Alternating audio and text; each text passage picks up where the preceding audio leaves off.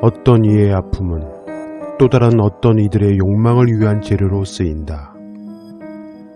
한 여성이 있다. 그녀의 직업은 공무원이다. 오랜 기간 자신이 모시는 분을 존경하고 함께 근무하는 것을 보람으로 경무에도 힘든 내색 없이 하루하루 자신의 본분에 충실하며 열심히 살아온 여성일 수 있다.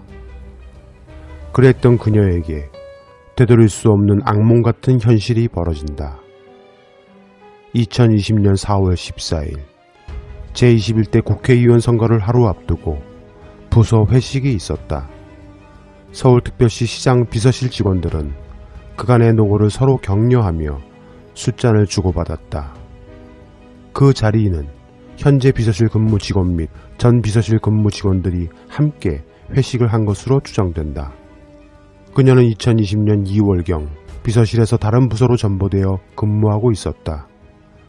특별한 이유는 없고 통상 있는 전보 발령이었던 것 같다.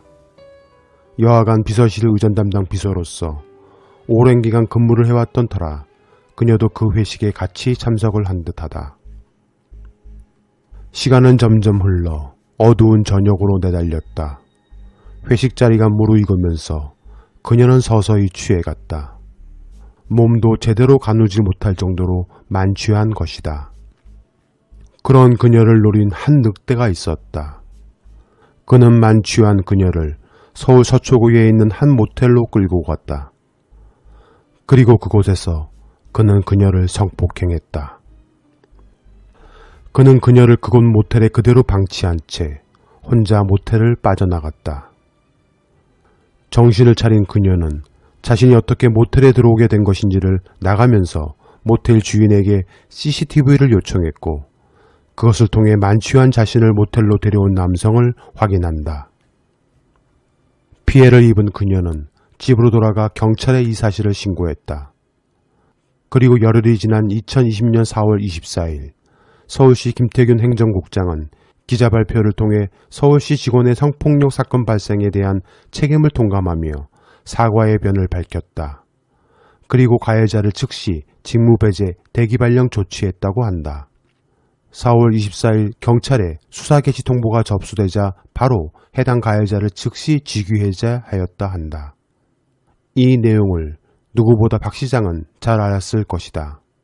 그리고 철저한 대책 마련을 지시했을 것이다. 당시 기자 발표에서 행정국장은 전 서울시 직원에 대한 성인지 감수성을 일상 속에서 강화할 수 있도록 그동안 실시해온 성희롱, 성폭력 예방 교육을 다시 한번 점검해 실효성을 높이겠다고 했다. 그리고 서울시에서 여성 인사 감사 인권 등 서울시의 관련 부서를 중심으로 성범죄 및 비위가 발생했을 경우 피해자 보호 방안을 비롯한 모든 매뉴얼도 다시 한번 철저히 재정비하겠다고 밝혔다. 바로 그 부서, 서울시 비서실에 대한 성범죄 매뉴얼이다. 그러나 그녀는 매뉴얼대로 따르질 않았다. 이유는 알 수 없으나 그 사건이 법원으로부터 구속영장이 발부되질 않아 다시 검찰과 경찰로 되돌아가 사건이 수사 중에 있기 때문이다. 지금부터는 합리적 의심을 해본다. 어쩌면 소설일 수도 있음을 밝힌다. 그러나 이는 매우 합리적인 의심이며 또한 상당한 근거를 통해 재구성해본다. 아직 불분명하나 상기 성폭력을 당한 피해자가 박 시장을 고소한 고소인과 동일인이냐 아니냐를 두고 의견이 분분하다. 아무도 확인을 안 해준다. 심지어 고소인 측 대리인조차 이 질문에 답하지 않는다. 다만 서울의 소리 등 관련 기사를 보면 정통한 서울시 정보자는 그녀가 동일인이다고 했다 한다. 그런 근거로 하는 합리적 의심이다. 여하간 비서실 남직원으로부터 준강강에 해당되는 일을 당한 여성은 이 사실을 그녀의 엄마와 상의한다. 그녀에게는 소위 태극기 부대로 알려진 극우 기독교인들 중 하나로 의심되는 엄마가 있다. 그 엄마는 그녀에게 사실을 듣고 주변의 도움을 요청한다. 그녀의 엄마가 다니고 있던 한 교회의 목사는 지인들을 통해 사람을 소개받았을 것이다. 또는 그 엄마가 여러 경로를 통해 성 관련 전문 변호사를 찾았을 수도 있다. 여하간 그녀와 엄마는 여성가족부 전 권익증진국 국장이었다란 타이틀을 달고 있는 현 여성문제 시민단체와도 인맥이 넓은 김재련 변호사를 소개받는다. 2020년 5월 12일 김재련 변호인과 그녀들은 만난다. 그리고 이 사건을 위임한다. 이를 김재련 변호사는 피해 여성의 전후 상황을 듣고 어차피 현 상황은 경찰 조사 중이니 타깃을 하나 더 구상한다. 서너 차례 이상 더 만남을 통해 그 구상은 스케치와 덧칠을 통해 전문가의 솜씨로 탄생된다. 서울시 행정 책임자, 대권 후보, 평생을 성문제에 뛰어들어 살아온 사람, 너무도 큰 이슈와 반향을 일으킬 수 있는 먹잇감이다. 그녀는 이를 평소 알고 지내던 여성단체들과 상의한다. 그리고 병행하여 실제 다른 남성으로부터 성폭행을 당한 피해 여성을 설득해 새로운 타깃에 대해 설명하고 그와 관련된 티끌들을 모은다. 털어 먼지 안 날 남자 없다 생각했을 것이다. 어떤 꼬투리라도 말이든 행동이든 무조건 성추행으로 엮을 수 있는 재료들을 찾았을 것이다. 그 재료들은 전문가인 변호사의 손길로 다듬어지고 만들어진다. 그리고 이를 더욱 확장하여 야당 및 언론 등의 떡밥을 던진다. 그 떡밥을 모른 야당과 언론은 입수한 재료를 넣어 부풀리고 각종 양념을 추가한다. 대망의 날이 밝았다. 변호인은 그동안 준비한 것을 가지고 검찰에 먼저 찾아간다. 검찰을 통해 직접 문제를 일으키는 것이 더욱 사건을 키울 수 있을 것이라 여겼을 것이다. 그러나 그 일은 제대로 뜻을 이루지 못했다. 의혹만으로 확실한 물증이 없었기에 검찰에서 사안을 받아들이지 않았기 때문이다. 결국 이 건을 경찰에 고소한다. 이러한 정황에 대해 박 시장은 여러 경로를 통해 전해 듣는다. 그러나 자신은 결백하며 그닥 특별한 잘못을 한 기억이 없기에 평소와 같은 일정을 보낸다. 비서진에게도 관련 보고를 받고 큰 요동 없이 하루를 보낸다. 다음 날 사건 당일이 밝았다. 오전 6시 반경 또다시 임순영 젠더특보 등 관련 비서진들로부터 피소권에 대해 전달받은 박 시장은 무거운 얼굴로 사람에 따라 어쩌면 아주 작은 것도 성추행으로 받아들일 수 있다는 사실을 인지한다. 평소 자신의 속옷 셀카 등 아무렇지 않게 SNS 등에 올렸던 사진들조차 누군가에게는 성추행으로 보일 소지가 있다는 것을 깨달았을 것이다. 아마 아차 싶었을 듯하다. 그리고 평생을 성폭력 등에 대해 함께 일하고 싸워왔던 시민단체에게서 직접 들었던 타 경로를 통해 들었던 본 사건 고소에 대한 그 시민단체들에서도 함께 박 시장을 고소한 대리인 측과 연대한다란 소식을 접했을 것이다. 박 시장에게는 너무도 큰 충격이었을 것이다. 일반적인 고소건이었다라면 별일 없이 대응책을 마련했을 터인데 하물며 자신 평생의 삶의 정체성을 대변할 수 있는 젠더 관련 미투 사건이고 또한 자신과 함께 최전선에서 싸우고 살아온 동료들이 자신에게 비수를 꽂으려 한다란 엄청난 결과를 받아들고 그는 침통에 빠졌을 것이다. 다른 건 다 차지하고 이루 헤아릴 수 없는 모멸감과 배신감이 들었을 것이다. 더군다나 실제 사건의 당사자가 있음에도 불과 3개월 남짓 지나지 않아 타깃이 자신에게 향한 것에 대해 이는 엄청난 모함과 공작이라 직감했을 것이다. 여러 경로를 통해 이 사안이 쉽지 않을 것이라 판단했을 것으로 추측된다. 민주계 대권주자들이 하나씩 미투 등 여러 사건으로 침몰되는 상황 속에서 자신까지 이 일에 휘말리게 되면 걷잡을 수 없는 진보 민주계의 분열과 폭망을 예상했을 것이다. 이런저런 복잡한 심경이 한꺼번에 엄습해왔을 것이다. 모든 일정을 취소하고 고민에 고민을 거듭했을 것이다. 결국 7월 9일 목요일 10시 44분경 가회동 서울시장 공간을 나선다. 그리고 오후 12시경 딸에게 전화를 걸어 자신에게 무슨 일이 생기면 경찰에 신고하란 유서 같은 말을 남긴다. 그리고 이어 오후 1시 39분경 자신의 비서실장과 통화한다. 고한석 비서실장은 박 시장을 설득했다. 산에서 내려오시라 설득했다. 그러나 박 시장은 심한 모멸감과 배신감을 느낀다라 했다 한다. 누구에게 배신감을 느꼈을까? 심한 모멸감과 배신감. 아마도 앞서 말한 함께 평생을 일해온 사람들에 대한 배신감이었을 것이다. 아주 작은 티끌 같은 오해라도 그 오해로 인해 누군가 상처를 받았다는 이야기를 전해 듣거나 또는 자신이 그런 오해로 자신의 정체성에 금이 가는 일이 생기면 밤새 식음을 전폐하고 펑펑 울었다란 박 시장. 그런 성향의 박 시장에겐 너무도 걷잡을 수조차 없는 무기력감과 배신감이 밀려 들어왔을 것이다. 이렇게 살아간들 사람들의 입방아와 조리돌림에 자신의 삶은 부정되고 정체성마저 짓밟히고 더러워져 진실을 밝히고 제자리를 찾게 하기까지 지루하고 오랜 법정 다툼을 해야 할 것이고 그로 인해 진영이 지리멸렬하게 될 미래가 당신의 눈에 주마등처럼 흘렀을 것이다. 그렇게 비서실장과 통화를 끝내고 오후 2시 42분쯤 와령공원에서 어느 한 지인과 마지막 통화를 한다. 누구였을까? 누구와 이 세상을 떠나기 전 마지막 통화를 했던 것일까?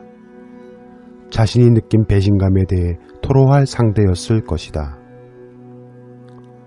그리고 오후 4시쯤 북악산 북악골프 연습장 앞에서 전화기를 끈다. 오후 5시 17분 딸의 실종 신고로 경찰은 대대적 수색을 벌인다. 결국 그는 북악산 축정문 인근 등산로 입구에서 밤 12시 1분여경 경찰에 의해 2.5m가량 높이의 소나무 가지에 넥타이 2개를 묶어 건 모습으로 발견된다. 모자는 나뭇가지에 걸려 있었으며 그의 배낭 위에는 안경과 휴대폰이 가지런히 놓여 있었다 한다. 그렇게 그는 세상을 떠났다. 사람들의 추모 행렬은 이어졌다. 그러나 고소인 대리인과 일부 시민단체는 고인의 발인날 고인을 화장하고 경남 창녕으로 내려가고 있는 중인 오후 2시에 장례식에 재뿌리고 여럿몰이를 하려는 듯 기자회견을 연다. 관련 내용은 따로 열린공감TV에 올린 영상을 참조해 주길 바란다. 당시 1차 기자회견의 제목은 서울시장에 의한 위력 성추행 사건 기자회견이었다. 그러나 이 제목은 7월 22일 열린 2차 기자회견에 이렇게 바뀐다. 서울시장에 의한 위력 성폭력 사건 2차 기자회견이다. 변호사란 사람이 성추행과 성폭력조차 구분을 못하지는 않을 것이다. 고인이 되어 사건을 수사할 수 없다는 것을 이용하여 이제 막 던지잔 것인지 추행을 폭력으로 둔갑시켜 기자회견을 하는 변호인과 여성단체들이 무슨 근거로 강제로 한 여성을 성폭행했단 것인지 알 수가 없다. 그들이 말하는 성폭력이란 텔레그램방 비밀방에 초대했단 달랑 사진 한 장이 전부였다. 그리고 대중을 향해 2차 가해에 운운하며 으름장을 놓았다. 고소인의 고소장을 어떤 경로로 입수하여 유포하여 고소인에게 정신적 피해를 끼친 사람들을 끝까지 색출하겠다고 엄포했다. 자, 다시 합리적 의심을 해본다. 돌연 박 시장이 운명을 달리하자 이들은 이 사안을 파렴치한 자의 죽음으로 만들고 싶었을 것이다. 상대가 말을 할 수 없다는 점을 이용한 것이다. 고소인의 엄마는 목사를 찾아가 자신 딸의 1차 진술서를 건넨다.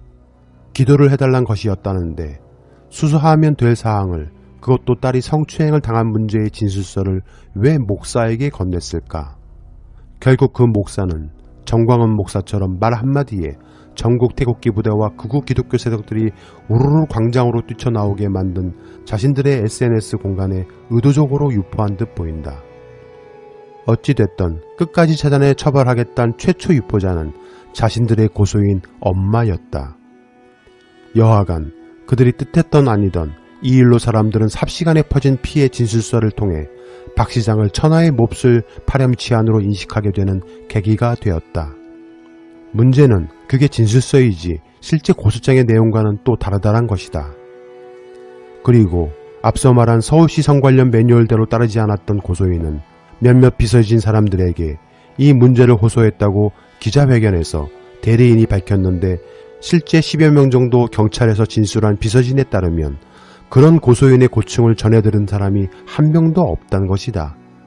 도대체 누구에게 고충을 말했단 것인가?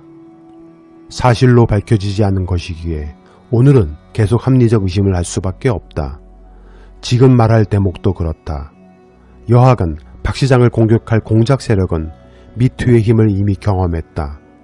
미투를 이용해 많은 진보 인사들을 쓰러뜨린 경험이 있었던 그들은 박 시장을 올갈맬 여러 공작을 벌인다. 하지만 아무리 박 시장을 미투로 엮으려 해도 마땅치 않던 그들은 박 시장의 주변 인물들에게서 허점을 파고든다. 그중 하나가 지난 2014년 박원순 시장 선거 캠프에 있었던 총괄 활동가가 여성자원봉사자들을 성추행했다란 의혹이다.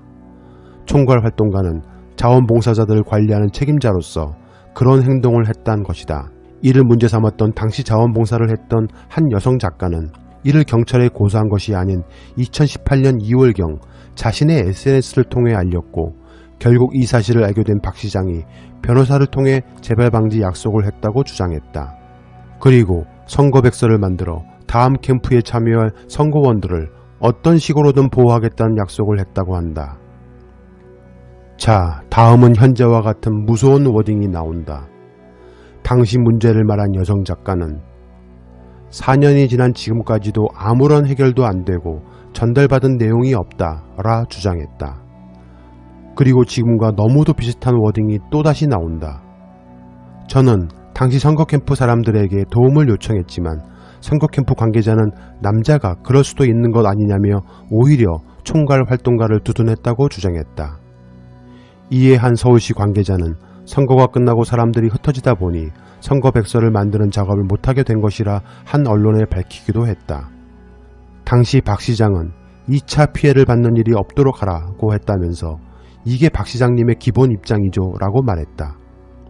문제는 그 여성 작가의 주장이 나온 시점이 박 시장이 3선 서울시장에 도전하는 시점이었다는 것이다. 시점이 중요하다. 하지만 이 사안은 그렇게 큰 위력을 발휘하지 못했다. 그리고 문제의 주장을 밝혔던 그 여성 작가가 관련 내용을 경찰 등에 고소하였는지조차 불분명하다. 지금 현 상황같이 그때도 확실한 물증이 없는 주장들 뿐이었다. 여하간 사실 여부를 떠나 그 이유만으로는 박 시장에게 심각한 타격을 줄 수 없었다. 하지만 섬뜩한 문장들이 나온다. 4년이 지난 시점, 이란 워딩. 당시 같이 일한 동료 관계자들에게 호소. 도움 요청 묵살. 그럴 뿐이 아니다. 너무도 소름 끼치고 등골이 오싹해지는 문장들이다. 그리고 진실이 하나 드러난다. 박원순 시장을 고소한 고소인은 지난해 7월 다른 곳으로 전보될 당시 자신이 작성한 비서 업무 인수인계서에 다음과 같은 글을 서술했다. 그대로 읽겠다. 비서. 엉덩이는 가볍게, 입은 무겁게, 눈치는 빠르게. 의전 최소화, 밭, 부담스럽지 않게, 드러나지 않게 최대한 챙기는 것이 덕목. 하나의 목적을 위해 서로를 위하는 팀웍 중요. 빠르고 정확한 일처리, 내목 잘하기. 어렵다 힘들다 안되는 이유 찾지 말고 되게 하는 방법 찾기. 어려우면 대안 제시. 모르면 바로 물어보기. 의미로 하지 않기. 너무 사소하고 하찮은 일이라 가끔 자괴감 느낄지라도 시정 운영에 조금이나마 도움이 되고 낮은 곳에서 작은 일부터 챙기는 역량 기르는 시간이라 생각하기. 잘하면 티 안 나고 못하면 티가 나는 곳. 그렇지만 아주 잘하자. 상사를 위한 일이 아니라 함께 일하는 분에 대한 배려라고 생각하면 좋음.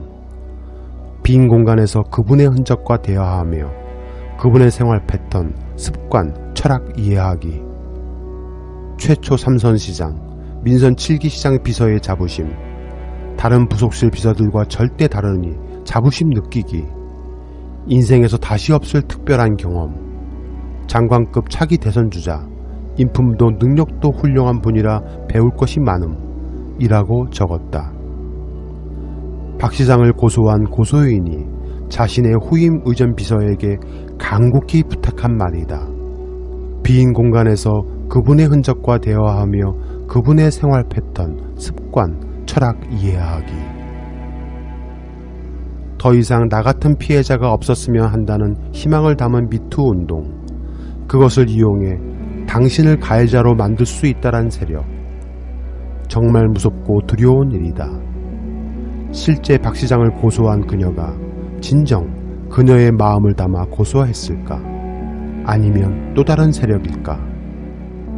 과연 진짜 박 시장을 사회적으로 고소한 정체는 누구일까? 그것은 언제고 반드시 밝혀질 것이다. 어둠은 빛을 이길 수 없다.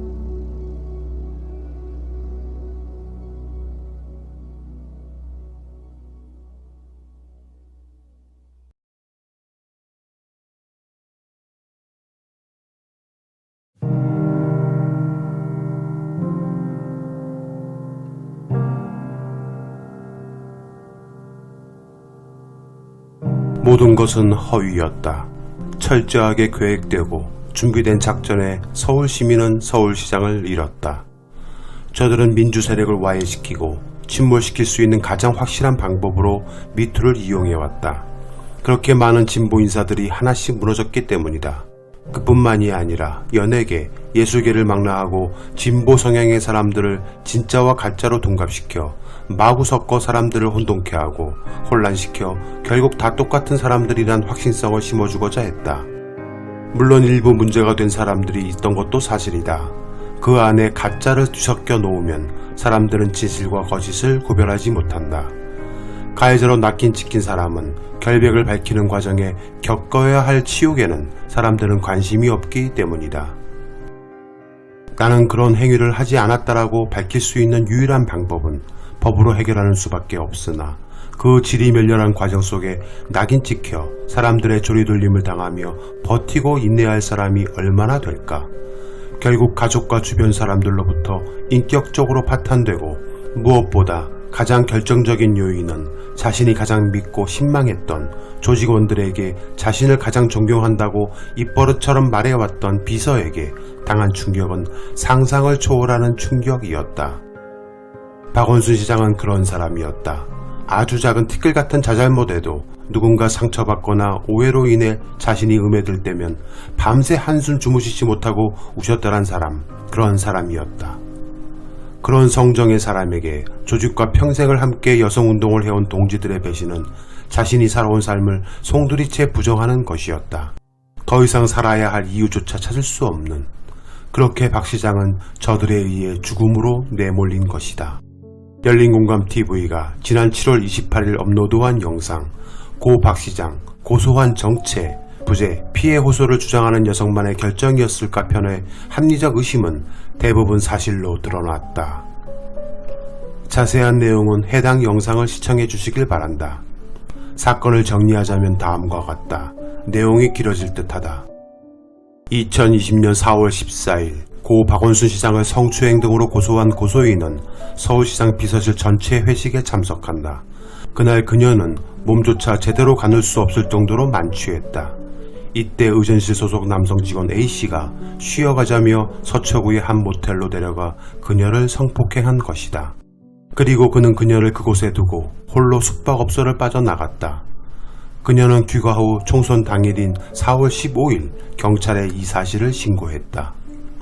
경찰은 해당 사건의 신고로 인해 바로 서울시로 수사 개시를 통보한다. 서울시는 9일 뒤 A씨를 직위해제 및 직무배제한 뒤 대기 발령 조치했다. 이 사건은 서울 서초경찰서가 올해 5월 A씨에 대해 한 차례 구속영장을 신청했으나 법원에서 기각된 것으로 나타났다. 경찰은 수사자료를 보강해서 6월 초 A씨를 기소 의견으로 검찰에 송치했다. 현재 이 사건의 쟁점은 가해자인 A씨는 합의에 의한 관계였다고 주장하고 있기 때문이다. CCTV 등 분석 결과 강제로 숙박업소로 들어온 곳이 아닌 자발적으로 들어온 것으로 보이는 등 여러 정황 요인이 작용하여 법원이 구속영장을 기각한 것으로 보인다. 다툼의 여지가 있다고 법원은 판단한 것이다. 여하간 그녀는 경찰에 고소한 후 법원으로부터 A씨가 성폭행 혐의에 대한 구속영장이 기각되자 정신과 진료를 받았다. 그리고 성폭력 상담소의 상담을 통해 자신이 어떻게 하면 되는지 조언을 구했다. 이때 해당 성폭력 상담소에서 한 변호사를 소개한다. 바로 김재련 변호사이다. 2020년 5월 12일 그녀는 김재련 변호사와 첫 만남을 가진다. 그 자리에서 사건에 대한 자초지종과 현재 사건 진행 상황을 이야기한다. 김재련은 해당 사건보다 다른 곳에 관심이 있었다. 그녀는 그동안 정치로 입문하고자 다양한 커리어를 쌓아왔었고 특히 2013년 박근혜 정부에 의해 여성가족부 권익증진국 국장에 임명되어 활동하고 급기야 2016년 여성가족부소관 재단법인 화해치유재단 이사로 발탁되는 등 보수 성향 사람들과의 친분 및 교류가 많았다. 그러나 문재인 정부 들어 그녀는 모든 공직으로부터 멀어졌다. 특히 남편인 유재웅 YTN 전 기획조정실장이 박근혜 정부 옹호와 이건희 삼성그룹 회장의 성매매 제보를 덮는 등의 행위들로 YTN에서 쫓겨난 것에 대한 앙심이 깊었다. 김재련은 여러 경로를 통해 해당 사건을 전혀 엉뚱한 방향으로 목표를 바꾸려 한 것으로 보인다. 김재련이 피해 여성과 5월 12일에 만나 두 번째 만남을 가질 때까지 약 14일 동안 도대체 누구들을 만났을까? 그것은 여러분의 상상에 맡기겠다. 여하간 둘은 다시 5월 26일 두 번째 만남을 가진다. 이날 김재련은 그녀를 설득했다. 본 사안을 제대로 사람들의 이목을 집중시키려면 박 시장을 끌어들여야 한다라 설득한 것으로 보인다. 그녀는 매우 혼란했을 것이다. 평소 가장 존경했던 상사였는데 갑자기 그를 고소한다는 것이 마뜩지 않았기 때문이다. 문제는 그녀의 엄마였다. 소위 극우 보수 기독교들로 알려진 교회에 다니고 있는 그녀의 엄마가 적극 사건을 키워야 한다고 판단한 듯하다.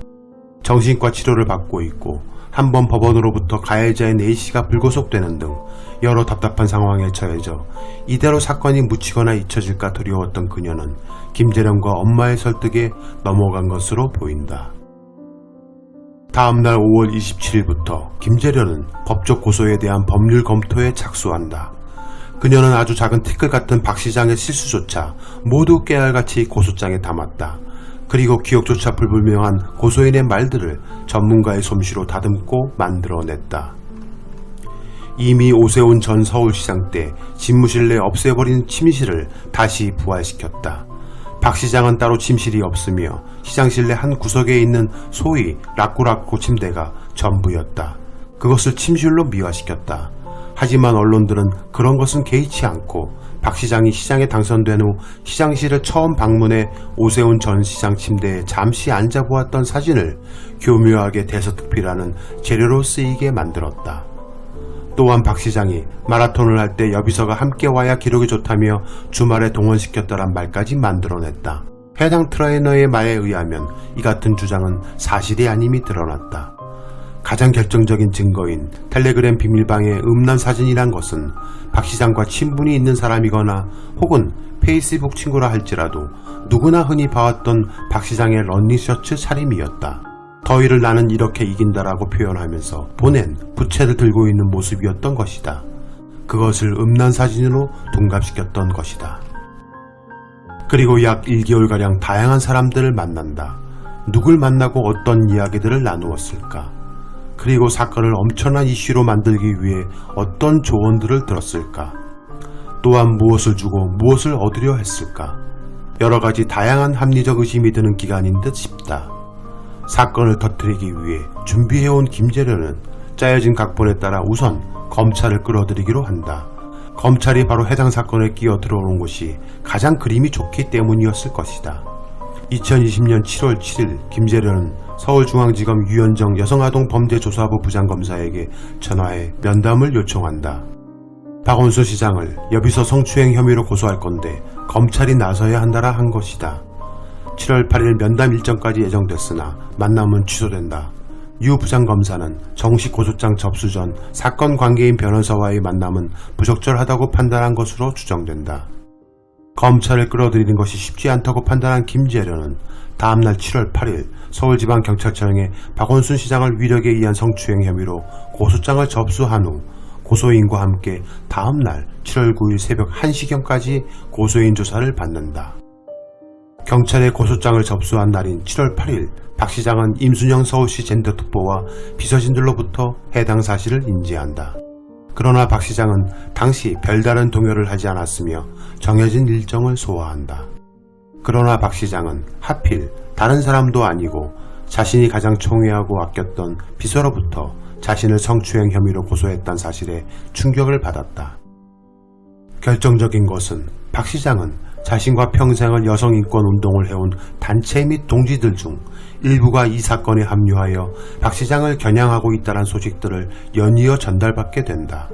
특히 참여연대 시절부터 여성인권 신장과 성폭력 예방에 오랜 세월 함께해온 정말 동지 중의 동지였던 이미경 한국성폭력상담소 소장까지 합류하여 자신을 겨냥한다는 소식에는 너무도 큰 모멸감과 배신감이 밀려들었다. 박 시장의 성향은 아주 작은 것이라도 상대가 오해할 만한 행위를 해서 상대로부터 안 좋은 소리를 들으면 밤새 울면서 자신의 억울함과 미안함에 어쩔 줄 몰라 하던 그런 성향의 소유자였다. 그런 그에게 그들 동지와 조직에 대한 배신감은 너무도 치욕이며 우리가 상상하는 것 이상 충격이었다. 사건 당일 2020년 7월 9일 고소인의 모친은 자신의 교회 목사를 만나 고소인의 소위 박원순 고소장을 건넨다. 그리고 목사는 자신의 지인 등을 통해 온라인상에 일파만파 유포한다. 해당 문서는 정식 고소장도 아닌 고소인의 1차 경찰 진술서였던 것이다. 박 시장은 모든 일정을 취소한다. 그리고 딸에게 12시경 전화해 자신에게 무슨 일이 생기면 경찰에 신고하라는 유서 같은 말을 남긴다. 1시 반경 고한석 비서실장에게 전화하여 조직과 동지들에 대한 심한 모멸감과 배신감을 느낀다라고 말한다. 고 실장은 산에서 내려오시라 설득했다. 그러나 그는 그렇게 세상을 떠나버렸다. 김재련은 고소인 모친과 교회 목사 등이 온라인을 통해 박원순 고소장을 유포한 것인데도 불구하고 서울시 비서실 관계자와 청와대, 경찰을 의심하고 언론을 통해 이를 알려 관련 시민단체에서 서울시 비서실을 고발하게까지 만들었다. 또한 그녀는 1, 2차 기자회견을 통해 피해 여성이 성폭행 당한 사실은 전혀 언급하지 않고 범죄 구성 요건조차 못 미치는 증명력이 미흡한 자료들로 오직 언론 플레이로만 의혹을 키웠다. 법률 전문가이며 오랜 기간 성폭력 사건을 전담했다는 자칭 성폭력 전문 변호사로서 보인 행동으로는 도저히 납득하기 어려운 행위를 했다. 박원순 시장이 고소인에게 텔레그램으로 보냈다는 음란 사진은 언론과 방송을 통해 서울시 근무하는 다른 직원들이나 지인들도 받았다는 무더운 여름을 피하는 방법이란 선풍기조차 틀지 않고 부채질하는 러닝셔츠 차림의 사진임이 드러났다. 또한 2019년 7월 승진기간을 채워 7급으로 승진해 다른 업무로 전보될 당시 작성한 서울시장 비서실 인수인계서를 보면 성추행을 조심하라는 내용은 일체 없으며 비서로서의 자부심과 긍지만을 담았다. 박 시장을 장관급 차기 대선주자, 인품도 능력도 훌륭한 분이라 배울 것이 많다라고 적었다. 이는 고소인이 특히 강조한 인수인계 내용이다. 이는 법을 떠나 어느 누구도 도저히 이해할 수 없을 상반되는 행위이다. 그리고 결정적으로 서울시장 비서실 직원 등에게 박원순 시장의 성추행 사실을 알렸지만 묵인 방조했다란 김재련의 발표는 사실이 아니었다. 서울시 비서실 측에서 먼저 그녀에게 전보를 권유한 것으로 밝혀졌다. 전현직 서울시 비서실 관계자들은 경찰에 참고인으로 출석해 고소인이 부서 변경을 요청한 기억이 없으며 비서실에 오래 근무하는 것은 경력관리에 불리하니 인사이동을 먼저 권유했다는 취지의 진술을 한 것으로 확인됐다. 김주영 전 비서실장, 고소인이 불편해하는 낌새를 못 느꼈고 심지어 시장실을 그만두는 순간까지도 몰랐다. 고소인과는 올해 3월까지도 통화를 하는 사이였다. 그는 시장실 최장기 근무자였고 내가 아는 최고의 비서였다. 이 정도만 얘기하겠다. 박 전 시장의 핵심 참모 A씨. 하루 한두 번은 시장실에 들어갔는데 지금 같은 얘기가 나올 줄은 까맣게 몰랐다. 고소인이 얼굴을 찌푸리거나 스트레스를 받는다는 느낌이 없었다. 고소인의 직속 상간 B씨. 고소인이 얘기를 하지 않아서 그런 사실을 몰랐다. 고소인이 근무하는 동안 데스크에서 함께 일했던 여비서 2명은 계속 바뀌었다. 당사자가 요청하면 바꿔주는데 고소인은 공식적으로 얘기한 적이 없다. 다른 직원들은 나가겠다고 해서 바꿔줬는데 왜 그 직원만 얘기를 안 했을까? 그 친구로부터 부서 이동을 요청받은 게 없었다. 별정직 공무원 C씨. 고소인이 박 시장과의 관계에 대해 어려움을 호소한 적이 없다. 반대로 내 앞에서 시장님을 자랑한 기억은 난다. 일반직 공무원 D씨. 워낙 오랫동안 근무하다 보니 박 전 시장이 고소인을 편하게 생각했던 것은 맞다. 고소인도 근무기간 동안 서울시장의 비서로 일한다란 자긍심을 숨기지 않았다. 데스크는 9급이나 8급이 주로 맡아왔는데 7급으로 승진한 사람을 다시 불러들이는 것은 상식에 맞지 않는다. 서울시 관계자. 2월에 시장실로부터 비서를 고소인으로 충원해달라는 그런 요청을 받은 바 없다. 윤준병 더불어민주당 의원. 본부장 시절 박 시장의 결재를 기다리는데 대기 시간이 길어지면 고소인이 시장실 안으로 얼굴을 들이밀고 밖에서 사람이 기다리고 있다라는 사실을 알려주는 센스가 있었다. 예의 바르고 친절했다. 고소인으로부터도 불편하다는 말을 들은 적이 없다. 과거 김재련 변호사는 여가부와 연계해 성폭행 피해자의 국선 변호인으로서 박근혜 정부 여가부 권익증진국장 재직 시절 대한송유관공사 성폭행 살인사건의 피해자 유가족과 유치원 원장 아들의 유치원생 형제에 대한 성폭행 사건의 민원에 대해 법과 원칙대로 처리하지 않고 오히려 피해자들에게 갑질하며 막말을 한 사실이 있다. 열린공감TV의 박원순 시장, 고소대대인 김재련, 그녀는 누구일까 편을 시청해보시길 바란다. 박원순 시장은 자신의 명예를 지키기 위해 기꺼이 생명을 바쳤다. 그에게는 생명보다 명예가 더 중요했기 때문이다. 세상을 뜨겁게 달구었던 김재련은 현재 어디에서 무엇을 하고 있는 것일까? 왜 갑자기 조용해진 것일까? 그렇게 온 세상을 향해 박원순 시장이 한 여비서를 성추행을 넘어 성폭행을 저질렀다고 떠들어댔던 그 변호사는 지금 무엇을 준비하고 있는 것일까? 이제 김재련은 박원순 시장의 명예회복을 위해 진실이 왜곡되지 않는 정의로운 사회를 위해 박 시장과 유가족은 물론 박원순 시장을 지지했던 수많은 시민에게 씻을 수 없는 정신적 고통과 피해를 준 것에 대해 진실을 말해야 한다. 진실은 침몰하지 않는다.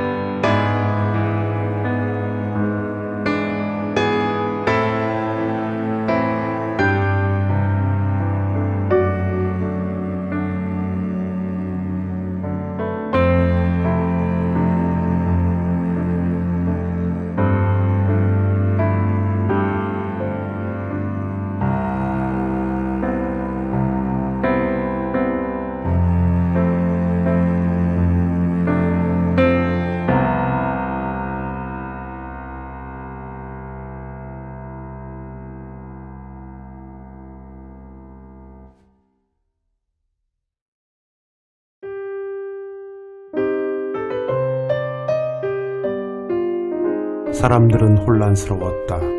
박원순 시장이 그럴 리가와 그도 결국 남자였네 등 다양한 시각들로 너무도 큰 충격적인 그의 죽음을 마주했다. 대한민국 최초의 삼선시장, 서울시장 박원순. 그가 왜 그런 선택을 할 수밖에 없었을까? 그리고 그를 그렇게 죽음으로 내몬 사람들은 지금 어디서 무엇을 하고 있을까? 열린공감TV가 그동안 계속 박 시장의 석연찮은 죽음에 대해 2020년 7월 10일 방송한 미투를 프레임으로 이용하는 세력 편을 시작으로 2020년 7월 14일 공작의 냄새, 미투와 정치공작 음모편, 그리고 2020년 7월 15일 산자여 따르라 우리는 죽은 자가 아니다 편, 2020년 7월 19일 박원순 시장 고소대리인 김재련 그녀는 누구일까 편, 2020년 7월 22일 여성단체 김재련의 정치행위 편, 2020년 7월 28일 고 박 시장 고소한 정체 부재 피해 호소를 주장하는 여성만의 결정이었을까 편, 2020년 8월 10일 떴다 박 시장 짜여진 각본에 희생됐다 편에 이르기까지 총 7편을 방송하면서 여러 경로를 통해 다양한 제보를 받게 된다. 이에 합리적 의심과 팩트에 기인한 진실 등 그간의 상황을 종합하여 오늘 종합본이라 말할 수 있는 저들의 간악한 음모를 낱낱이 밝히고자 한다. 해당 영상은 국민청원 게시판에 올라온 열린공감TV에 제보한 분과 여러 제보들을 종합하여 제작된 영상이다. 해당 청원은 따로 고정 댓글로 남겨두니 청원에 동참해 주시길 부탁드린다. 영상이 길어질 듯하다. 각오하시고 시청하시길 바란다. 총 10가지의 핵심 내용을 심층 분석하여 말씀드리겠다. 오늘 영상은 영상보다 내용에 집중해 주시길 부탁드린다. 첫 번째, 최근 김재련과 고소인 측은 왜 모두 조용해진 것일까? 고의인의 발인 날까지 잡아 대대적으로 기자회견을 했던 기계는 다 어디로 갔으며 지금 현재 그들은 왜 갑자기 조용해진 것일까?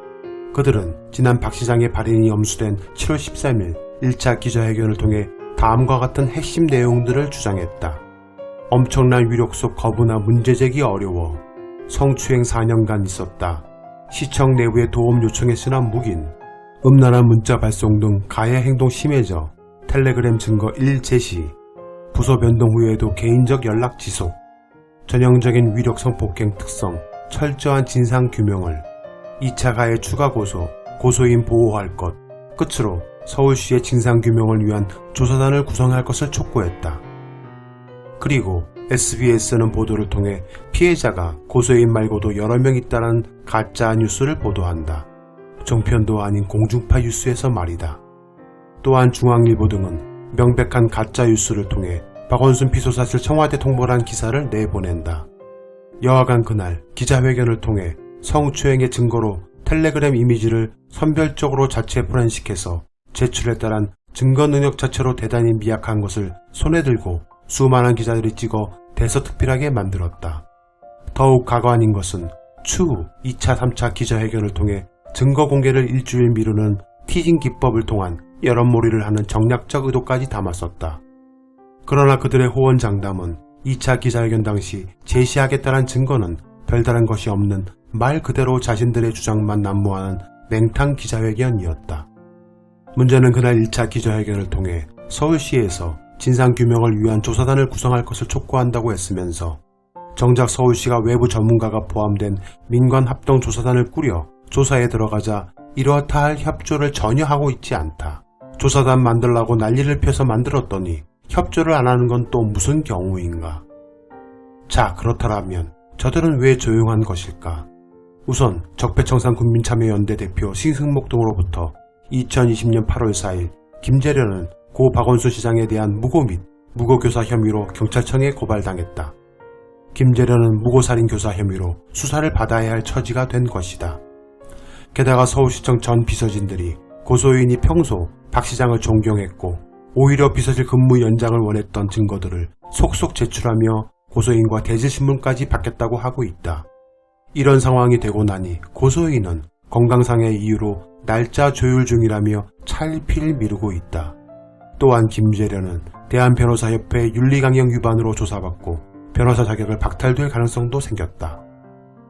열린공감TV에 박원순 시장 고소대리인 김재련, 그녀는 누구일까 편 등을 통해 김재련이 대한송유관 강간살인사건 피해자 어머니에게 여가부 국장으로 재직하면서 막말과 폭언을 했던 사실과 화해치유재단 이사로서 반인권적 처신을 드러났으며 자신이 지원했던 60여 개 여성단체들이 다 떨어져 나가고 그나마 동참하고 있는 2, 3개의 단체들도 더 이상 증거가 없냐고 따지고 있고 발을 빼려 하고 있기 때문이다. 그뿐만이 아니라 고소인도 김재련의 말대로 했더니 자신이 존경했고 흠모했던 분만 돌아가시게 만들고 김재련의 정치적 야망을 달성하기 위한 희생양이 된 것을 깨닫고 심적 갈등과 분노 폭발 일보 직전이라는 이야기까지 흘러나온다. 자칫 언제라도 오히려 김재련을 역고소할 수도 있는 상황으로 내몰리고 있는 것이다. 그러니 지금 저들은 조용할 수밖에 없다. 어떤 준비를 하고 있던 그건 중요치 않다. 온갖 변명과 거짓을 덮기 위한 또 다른 거짓을 준비할 것이기 때문이다. 두 번째, 사람들은 왜 김재련의 말을 믿었을까? 김재련은 변호사다. 말의 힘을 아는 자이다. 법망을 교묘하게 빠져나가 어떻게 하면 사람들을 믿게 할 수 있을지를 안다는 것이다. 사실을 바꾸는 것이 아니라 사실에 대한 표현을 오해와 왜곡으로 사실을 인식하게 하는 것, 많은 수구 언론들이 쓰는 수법을 사용했던 것이다. 이것은 대성공하였다. 거의 대다수의 국민이 속았기 때문이다. 시청자들이 기억해야 할 것은 대한민국 성 관련 형법이다. 형법은 이렇게 구분된다. 성폭행, 강간 및 강간미수, 준강간, 성추행, 강제추행, 강제키스 등도 해당된다. 성희롱, 세 가지 유형, 터치 없는 육체적 언질, 언어적, 시각적 등이다. 고소인이 진술한 성추행, 강제추행 사례 중 그 중에서도 가장 두려웠던 날의 끔찍한 기억이라고 표현을 한 가장 심각한 피해를 입은 성추행 사례는 시장의 요청으로 손을 잡아준 것이다. 박 시장이 강제로 고소인 손을 잡은 것이 아니라 고소인이 박 시장의 손만 잡아준 것이고 그 외에 신체 접촉은 없었다. 그러고는 고소인이 박 시장의 손을 잡아준 이유는 서울시장이라는 위력 때문이라고 했다. 위력이든 무력이든 4년간 일하면서 손 한 번 잡아준 것, 단 한 번이 가장 두려웠던 날의 끔찍한 기억이자 가장 심한 성추행 피해 사례라고 진술했다. 문제는 어떠한 법적 근거로도 이것이 성추행이 될 수는 없다는 것이다. 그러나 사람들이 저들의 말의 강교에 넘어간 것은 다음과 같다. 7월 13일 1차 기자회견에서 김재련은 범행사실이라며 손 한 번 잡아준 것을 범행이 발생한 장소는 시장의 집무실 내의 침실 등이었습니다라고 한 것이다.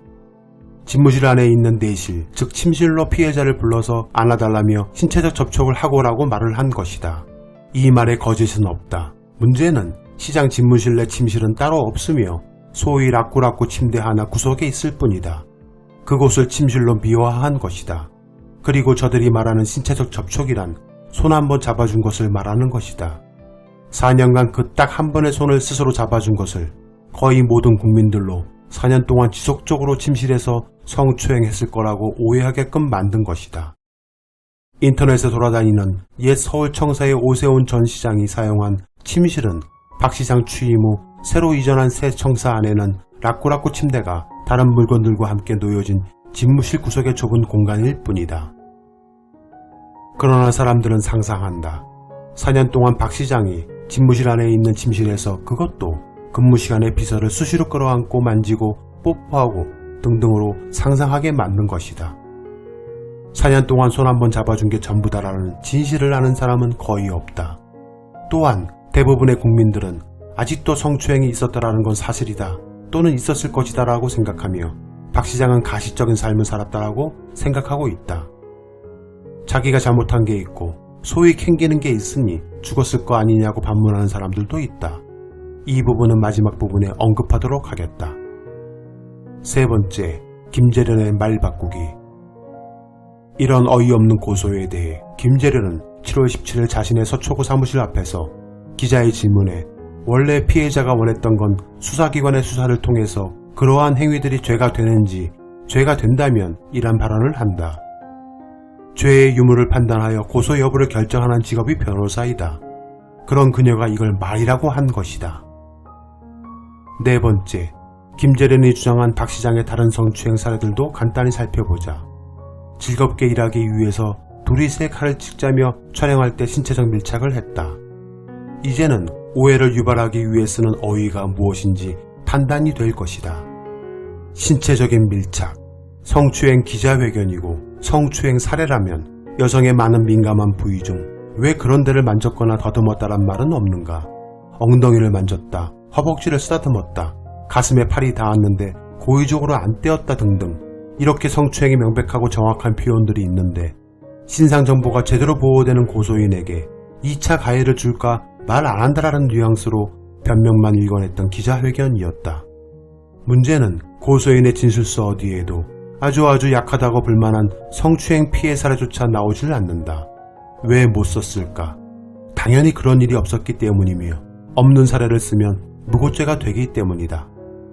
그러니 집무실 구성 라꾸라꾸에서 4년 동안 손 한 번 잡아준 것이 모든 접촉의 총량인데도 있지도 않은 침실, 큰일, 놀라서 등의 언어를 써가며 엄청난 성추행 마냥 표현한 것이다.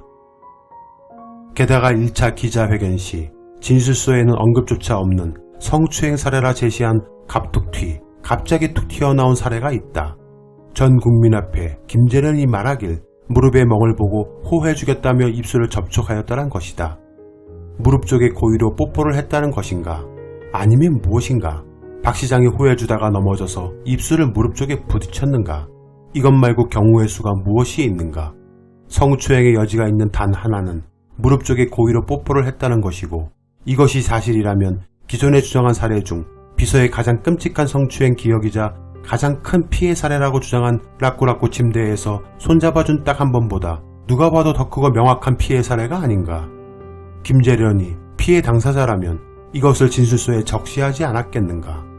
하지만 비서의 진술서에는 이 내용은 없다. 진술의 일관성과 신빙성도 없는 주장일 뿐이다.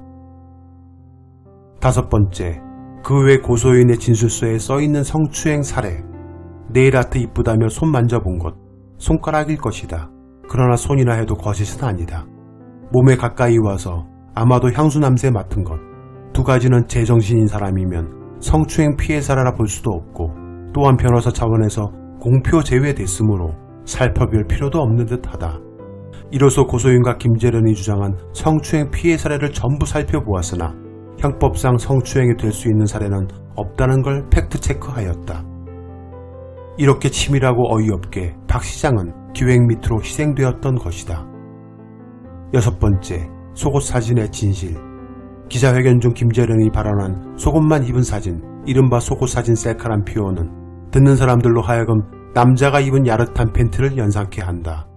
그런데 박 시장이 보냈다는 속옷 사진은 무더위를 피하는 방법이란 부채를 들고 있는 런닝셔츠 차림이 전부였고, 이 사진은 지인 및 시청 관계자들 등 많은 사람들이 받아보았던 사진이었다. 7번째, 통신매체 스마트폰 텔레그램을 이용한 음란 행위. 이 텔레그램을 통한 음란한 대화 부분에서 자세히 묘사된 두 가지 사례, 2020년 2월 5일 성관계의 효과적인 과정, 2020년 2월 6일 꿈속에서의 행동 범위. 사람들은 저들의 말의 짜집기를 통해 어떻게 믿게 되는지를 알아야 한다. 저 2일간의 대화 내용을 살펴보기 전에 2월에 무슨 일이 있었는지를 먼저 파악해야 한다. 박 시장 사건의 시작은 이때 2020년 2월 5일에서 6일이라고 볼 수가 있다. 박 시장 사건의 진상규명이라는 관점에서는 정말 중요한 날들이고, 사건을 이해하기 위해서는 반드시 알아야 하는 일들이다. 당시 시장실 내부는 비서 인사 문제로 시끄러운 상황이었다. 서울시장 집무실 앞에는 여비서 2명이 있는데 2019년 7월 4년간 일했던 고소인은 전보를 가게 되고, 후임으로 새로운 비서와 기존에 있던 비서 2명이 근무하다가 2020년 2월 초 모두 결혼 등 개인적 사유로 인해 그만둬야 하는 긴급한 문제가 발생한다. 그래서 고소인의 진술서에 나온 대로 이날 박 시장이 오랜만에 고소인에게 연락을 했던 것이고, 비서실로 다시 와서 일해줘 같은 본론을 바로 꺼낼 만큼 감정적 능력이 바닥이진 않았을 것이고, 그날 대화 초반에 무슨 대화를 했는지 고소인의 진술서에 언급이 나온다. 땡땡이 결혼을 해야 하는데 우리 예쁜 땡땡이 왜 남자들이 안 데리고 가지? 박 시장은 비서들과 메신저로 대화할 때면 문장 그대로 비서들을 늘 걱정해주는 사람이었다. 유일한 증거인 텔레그램 비밀대화 초대 메시지를 다른 폰 또는 카메라 등으로 찍은 날이다. 텔레그램 특성상 비밀대화의 캡처 화면은 상대에게 알려준다. 그러므로 상대 모르게 증거를 확보하려면 다른 폰으로 사진을 찍어놔야 한다. 그런데 김재련이 공개한 증거 사진은 증거 능력이 0%인 초대 메시지 사진일 뿐이다. 여하간 그들의 마지막 대화인 그날 밤 일은 매우 중요하다. 고소인의 진술에 의하면 2월 6일 낮에 대한 비서의 진술, 오후에 인사과에서 비서들이 갑자기 그만둔다란 연락을 받았을 때 어쩔 수 없는 상황임을 들었음에도 저는 다른 후보자를 추천하면서 슬쩍 저의 성적 고민에 대하여 내비쳤으며 정 사람이 없으면 도와드리겠다라고 말하면서도 어떤 것이 차악일지 이러지도 저러지도 못하는 상황이 매우 괴로웠습니다라고 진술한다. 2월 6일 밤에 대한 비서의 진술. 다음날 시장은 22시쯤 다시 비밀 대화를 걸었고 전날과 같은 시기의 말들을 시작하였으나 본인이 그날 인사과에서 비서실 근무 요청에 대한 연락이 왔었고 상황을 공유하며 이제 다시 함께 일하게 되면 조심하고 꿈에서만 상상으로 해야 한다고 당부했습니다 라고 진술했다. 그날 밤 둘의 대화가 마지막이고 대화 직후 박 시장은 비서와 관계를 단절한다. 고소인의 진술서에는 처음부터 한결같이 시장에게 먼저 연락이 온다고 했는데 이날 이후엔 아무런 연락도 증거도 없다. 왜일까? 중요한 것은 이때 두 사람의 기묘한 문제는 비서의 시상실 재배치였는데 고소인은 다시 가려는 마음이 조금 더 컸지만 이후의 진술은 없고 확실한 것은 그날 밤 대화 이후 고소인의 시상실 재이동은 무산되었다는 것이다. 무산된 이유는 다음과 같다.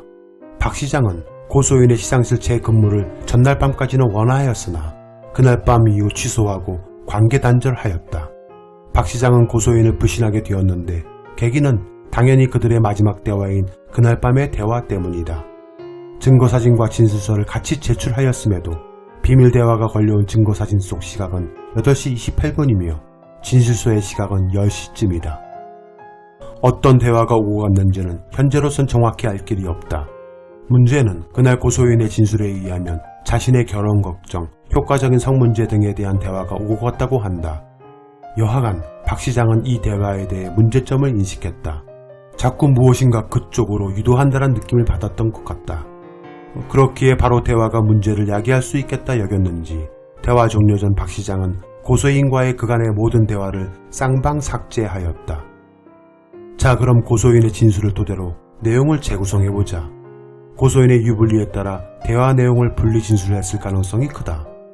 그날 낮에 고소인에게 재근무 요청이 간 것은 박 시장은 아마도 알고 있었을 것이고 평소에도 잘해줬겠지만 그날은 고소인에게 쉽지 않는 요청을 한 것이기에 더 따뜻하게 얘기하려 했을 것이다. 비서, 이제 다시 함께 일하게 되면 조심하고 꿈에서만 상상으로 해야 해요. 박 시장, 뭐지? 좀 멍쳤을 것이다. 꿈에서는 해도 돼? 비서, 꿈에서는 해도 돼요. 박 시장, 어디까지 해도 돼? 비서, 부끄러우니 손만 잡죠. 박 시장. 그날 이후 박 시장은 고소인과의 모든 관계를 단절하고 시장실 이동 요청도 취소시켜버린다. 정확한 판단은 시청자들께 맡기겠다. 가려진 진실은 저들이 제출한 진술서와 증거에서 문제가 될 대화를 계획적으로 사진을 찍고 시작한 것은 누가 봐도 확실하게 고소인이었다. 박 시장은 세상을 떠나기 전날 임순현 젠더 특보로부터 해당 사건에 대해 빌미를 제공하신 것이 있냐는 질문에 처음에는 단호하게 그런 일이 없더라 했다. 하지만 시간이 지난 후 저 텔레그램 대화가 떠올랐을 것이다. 그는 당했다라 생각했을지도 모른다. 그래서 박 시장은 젠더 특보 등에게 그렇게 오해할 수도 있겠다란 말을 했다고 한다. 여하간 고소인은 무슨 이유에서인지 이날 증거 수집을 한다. 그날 밤 이후 박 시장은 고소인과의 관계를 단절하고 비서실 이동도 취소시켰다. 고소인은 그날 밤 이후 연락도 없는 박 시장을 최소한 약간은 미워했거나 증오했을 가능성도 있었을 것으로 본다. 고소인과 김재련은 1차 기자회견 입장문부터 이미 성추행이란 단어를 쓰지 않았다. 성희롱이란 단어도 없으며 음란한 대화 또는 아주 작은 성적 묘사조차 없다. 저들이 쓴 단어는 존엄을 해치니 전부였다. 시청자분들이 고소인 입장문 전문을 검색해보길 바란다. 1차, 2차 고소인 입장문 전문 어디에도 성추행은커녕 성희롱이란 관련 단어는 단 한 글자도 없다. 오로지 인간의 존엄성만을 이야기한다. 8번째, 국가인권위원회 직권조사를 원한 이유. 철저한 진상규명과 방조자 처벌을 원한다면 수사전문기관을 찾아가 써야 한다. 경찰 혹은 검찰에서 진상조사를 시작하면 기획미투가 들킬까 조마조마해서일까? 왜 이 사안을 좀 더 경찰과 검찰 또는 서울시 차원에서 조사해달라 하지 않고 인권위를 찾아간 것일까? 고소인의 인권 보호에만 중점을 두고 수사를 전혀 할 수 없고 따라서 기소도 할 수 없기에 자신들의 처벌의 위험성도 0%이기 때문인 건 아닐까? 사람들을 모아 인권위 앞에서 행진쇼를 하는 건 누굴 위한 행위인가? 왜 저들은 열린공감 TV를 비롯하여 현재 자신들을 의미하고 있다라 수많은 유튜버들과 이미 김재련을 고소한 단체 등을 고소하여 진상을 경찰과 검찰로 하여금 낱낱이 규명하라고 촉구하지 못하는 건가? 수사권이 없는 인권위 직권조사가 아니라 수사기관에 맡겨야 한다고 목소리를 높이지 못하는 것인가? 2차 피해 관련 유포자를 색출하겠다고 대국민 협박하더니 정작 진술서 유출자는 고소인의 엄마와 목소였다는 것을 왜 인정하지 못하는가? 고소인이 말하는 텔레그램 내용인 슬쩍 저의 성적 고민이란 것은 혹시 토익 등 공부에 관한 성적인 내용인 것은 아닌가? 그 성적을 고민해 주신 것이 아닌간 말이다. 제발 경찰이든 검찰이든 이 부분은 명명백백하게 만천하에 밝혀내어 고인의 명예를 되찾아야 한다. 9번째, 4월 14일 서울시 비서실 직원 성폭행 사건. 결정적으로 고소인이 박 시장을 고소하자는 김재련의 꾀임에 넘어간 것은 이 사건이 결정적 역할을 한다. 고소인은 총선 전날인 4월 14일 밤 2018년 10월경부터 일했던 남비서와 2019년 7월 16일까지 일했던 여비서 등 젊은 전현직 비서실 직원들 5명 정도가 강남역 부근 변화가에서 휴일 전야를 즐겼다. 둘은 10개월 정도 시장 비서실에서 같이 일했고 그래서 친분이 있었겠지만 어떤 사이였고 얼마나 친했는지는 모른다. 술을 적지 않게 마신 둘은 그날 밤 11시경 부근의 모텔에 들어갔고 다음날 여비서는 서초경찰서의 가장 무거운 성범죄인 성폭행으로 남비서를 신고하였다. 서울시청 내부의 소식이 퍼지면서 남비서는 아니라 주장했지만 시에서는 남비서를 다른 부서로 이동시키며 대기발령 조치를 내린다. 4월 23일 서울시장 비서실 성폭행 사건 등으로 언론에서 일제히 보도하였지만 당시에는 부산시장 성추행 시인 및 사퇴 기자회견이 크게 이슈였기에 이 사건은 대대적으로 알려지지는 않았다. 다음날 24일 경찰의 수사 개시 통보를 서울시는 받았고 서울시를 대표해 행정국장은 사과 및 진상조사 그리고 재발방지 입장 발표를 하였다. 그리고 남비서는 23일 직무정지, 24일 직위해제 조치를 받게 된다. 문제는 그 후이다. 법원이 남비서의 구속영장을 기각한 것이다. 다툼의 여지가 있다고 판단한 것이다. 고소인 여비서는 서울시청 일반직 공무원이고 시장실에서 근무하다 다른 부서에서 근무하는 싱글이다. 남비서도 서울시청 일반직 공무원이고 유부남이다. 모텔 루만에서의 일을 두고 강제였는지 자발적이었는지 상반된 주장을 하고 있다는 것이고 남비서의 주장은 자연스럽게 스킨십을 가진 것은 사실이나 여직원이 거부 의사를 밝혀 오전 2시경 자고 있는 여직원만 둔 채 자신은 집으로 갔다란 것이다.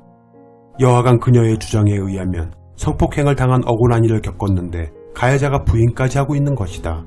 게다가 자신의 말을 입증할 물증도 없고 모텔 입장 시에 강제적으로 들어간 것이 아니고 구속영장 기각 등으로 상황은 반전되어 유리하지 않게 돌아가 서울시 내에서 오히려 불륜 등으로 사면 초과에 몰리게 되었다. 요즘은 불륜은 죄도 아니지만 공무원은 다르다. 품위 유지에 의한 법률에 의해 징계 사유가 된다. 그녀의 입장에서는 뻔뻔하게 부인하고 있는 가해자를 생각하면 분노가 치밀고 자신의 피해를 확실히 믿어주지 않는 직장 사람들을 생각하면 가끔씩 너무 힘들고 속상했을 것이다. 또한 앞으로 사건 재판 향방도 알 수가 없다.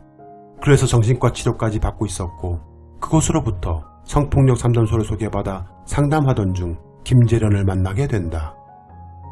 이 일로 법적으로 다투고 있는 상황이었는데 자신에게 유리하지 않는 상황 속에 김재련의 제안은 솔깃한 제안이었을 것이다. 그 사건을 훨씬 유리한 프레임으로 끌고 가기 위하여 김재련의 추악한 야심에 그녀는 빠져들었을 것이다. 그렇게 그녀는 대부분의 국민들에게 보호받아야 할 순결한 피해자가 된 것이다. 자신의 영달만을 추구하는 변호사와 사건과 관련해 대화를 나누다가 도덕성의 상징적 인물인 서울특별시장의 죄를 억지로 만들어내어 자신과 비슷한 억울함을 겪게 해 해당 사건을 유리하게 끌고 가자는 제안을 넙죽받았을 개연성이 높다. 또는 다른 제안도 포함되었을 수도 있을 것이란 합리적 의심을 해본다. 모든 유명 미투 사건은 미투 호소자가 유리하단 말에 혹했을 가능성도 크다. 여하간 그녀는 그렇게 박원순 시장을 고소한 것이다. 이제 마지막이다. 10번째. 왜 그랬겠어? 뻔하잖아. 죄가 없는데 자살할 리가 있겠는가? 몇 년 전 봄 어느 날 동아대 미술학과 손현욱 교수는 학교 안 대자보에 여제자를 성추행했다는 글이 붙자 자신의 억울함을 남기고 스스로 하늘의 별이 되었다. 또한 35년간 수학을 가르쳐온 어느 시골 마을 중학교의 송경진 선생님은 2017년 4월에 성추행을 당했다는 신고로 학교에 가지도 못한 채 교육당국의 조사를 받다가 홀로 사는 어머님 집에 들려 봉숭아 한 박스, 큰 수박, 불고기, 오리고기, 우유 등으로 냉장고를 가득 채워놓고 어머니께 용돈 90만을 쥐어드린 후 나와 스스로 목을 메었다. 두 사건 다 진술 외에 증거는 없었다. 둘 다 완강히 억울해했으나 그날부터 그들은 성추행범으로 낙인 찍혔다. 두 사람의 무고는 죽음 이후 명백히 사실이 아님이 밝혀졌다. 2020년 7월 11일 새벽 0시 20분쯤 숨진 채 발견된 박 시장은 34년간을 힘없는 사람들을 위해 살았으며 일반인들은 도무지 이해할 수 없는 사람이었다. 이 세상엔 많은 사람들이 따뜻한 마음으로 기부를 한다.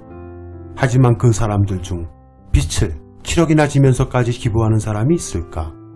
한번 찾아보시라. 그런 사람이 또 있는지를. 공직자윤리위원회에 신고된 박 시장의 재산은 마이너스 7억 원가량 되는 채무자였고 그런 그가 기부왕이기도 하다. 지난해 받은 스웨덴 예테보리 지속가능 발전상 수상상금 5천만 원을 위안부 할머니 지원단체인 정의기억재단에 쾌척한 것을 비롯해 1989년 이후 박 시장이 기부한 돈은 약 32억 원이 넘는다. 박 시장은 지금까지 변호사, 시민운동가, 기업 사회이사, 서울시장 등으로 활동하며 받은 상금 대부분을 기부했다. 게다가 1986년 출범한 역사문제연구소가 건물 터전을 마련하는 데 어려움을 겪자 1989년 자신의 서울 용산구 한남동 57평형 아파트와 서대문구 연희동 땅을 내놓기도 했다. 이들 부동산의 가치를 현재 공시지가 기준으로 환산하면 약 50억 원에 해당한다. 당신은 모른다. 우리가 잃어버린 사람이 얼마나 고결한 삶을 살았는지를. 어떻게 이렇게 살아온 사람을 이런 대접을 할 수 있을까? 혹자는 타국 사람들에 의해 죽임이라는 등 타살 의혹도 제기한다. 그것은 사람들이 실망하고 있는 자살했다는 것이기 때문이다. 억울하다면 살아서 떳떳이 밝히면 될 일이지 왜 목숨을 끊는가 하는 것이다. 박원순 시장이 자결한 이유를 이해하려면 나라는 사람이 아니라 그 사람, 곧 그 사람의 가치 기준에서 이해를 해야 한다. 우리가 모두 아는 어떤 유명한 미남미녀 배우들이 어떤 사고로 얼굴을 다쳐 성형으로도 다시 예전 같은 얼굴을 되찾을 수 없다라면, 그 일로 인해 다시는 연기 생활을 할 수 없다라면 그 사람은 어떤 선택을 할 수 있을까? 예를 들어보자. 그가 그렇다란 것은 아니니 오해 말기 바란다. 리오넬 메시, 부자이면서 또한 현재 모두가 인정하는 세계 최고의 축구 선수이다. 아르헨티나에서 태어나고 2004년부터 FC 바르셀로나에서 뛰며 지금까지 10년 넘도록 최고의 선수라 칭찬받았던 그가 어떤 이들의 모함으로 먹지도 않은 금지 약물을 프로 생활을 시작했을 때부터 지금까지 복용한 선수로 크게 보도가 되었다 가정해보자. 그가 바르셀로나 시민들 앞에 설 수 있을까? 아르헨티나 국민들 눈을 똑바로 바라볼 수 있을까? 모두가 가시적인 선수였다고 바라보는 그 상황과 그 치욕을 견뎌낼 수 있을까? 그렇다고 모두가 극단적 선택은 하지 않는다라면 정말 할 말이 없다. 그건 사람마다 가치관이 다르기 때문이다. 박원순 시장에겐 바르셀로나가 서울특별시였고 아르헨티나의 국민들이 우리들이었다. 금지 약물을 복용한 게 절대 아니었지만 우리는 모두가 속았다. 마지막으로 시민의 한 사람으로서 지금 가장 큰 힘을 가지고 있는 분에게 한 말씀 드린다. 일이 이렇게까지 커질 것이라 예상하지 못했을 것이다. 목숨까지 버릴 거라곤 상상도 하지 못했을 것이다. 이제 당신과 변호사 앞에 더 이상의 이익은 없다. 당신이 변호사에게 속아 온 국민을 속였지만 모든 국민에게 그분의 명예를 온전히 회복시켜 드릴 수 있는 단 한 사람이 오로지 당신뿐이다. 당신이 정규 임용되어 처음 출근한 그날로부터 4년을 함께 동고동락한 그분의 지인분께 연락하면 도움을 줄 것이다. 누군지 당신은 알 것이다. 어느 휴일 밤에 당신에게 읽고 있던 책 사진을 보내셨던 그분을 당신은 누구보다 잘 알고 있다. 시민들이 제대로 추모하고 가족분들이 평온을 찾을 수 있도록 해줄 수 있는 단 한 사람은 바로 당신이다. 시장님이 사랑했던 이 나라의 시민들에게 용기 있는 사람이 되었으면 좋겠다. 이제 그대여 가식의 변호사로부터 떠나 진실을 말해주길 바란다. 부탁한다.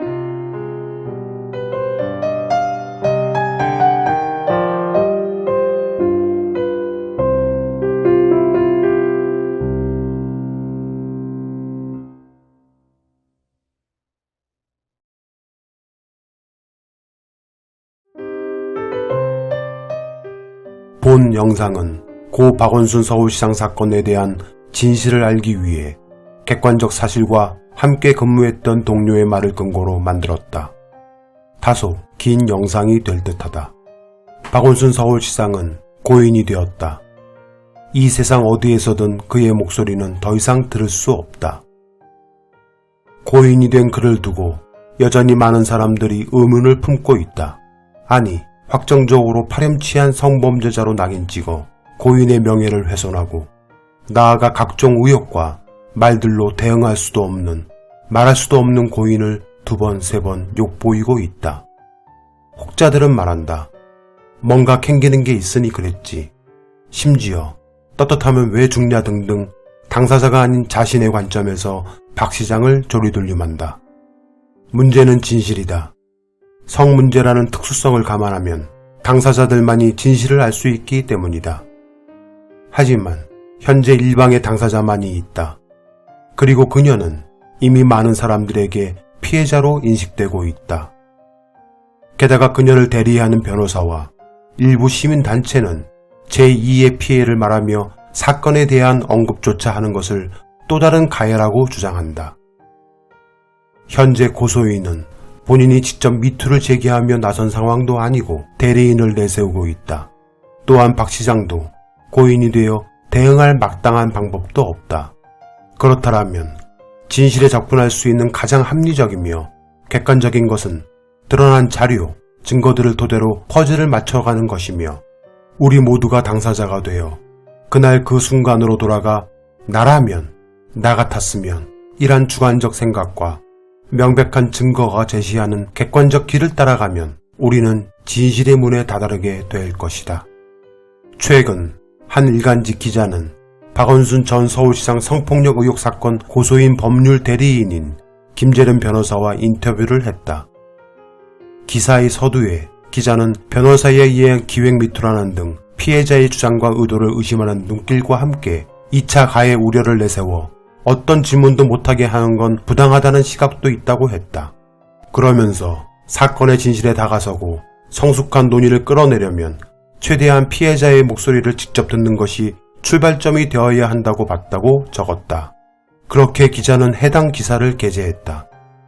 하지만 그 기사 어디에도 고소인의 직접적인 목소리는 없었다. 오로지 고소인을 대리하는 김재련 변호사의 주장만을 실었다. 김재련 변호사의 말이 고소인의 목소리일까? 여하간 기자는 최대한 피해자의 목소리라는 문장을 통해 이미 기자 스스로 고소인을 피해자로 당연시하고 있음을 엿볼 수 있다. 나는 묻고 싶다. 고소인이 정말 박원순 시장으로부터 성폭력을 당한 피해자인지 당신들은 어떻게 무엇으로 확신하는지 그것을 묻고 싶다.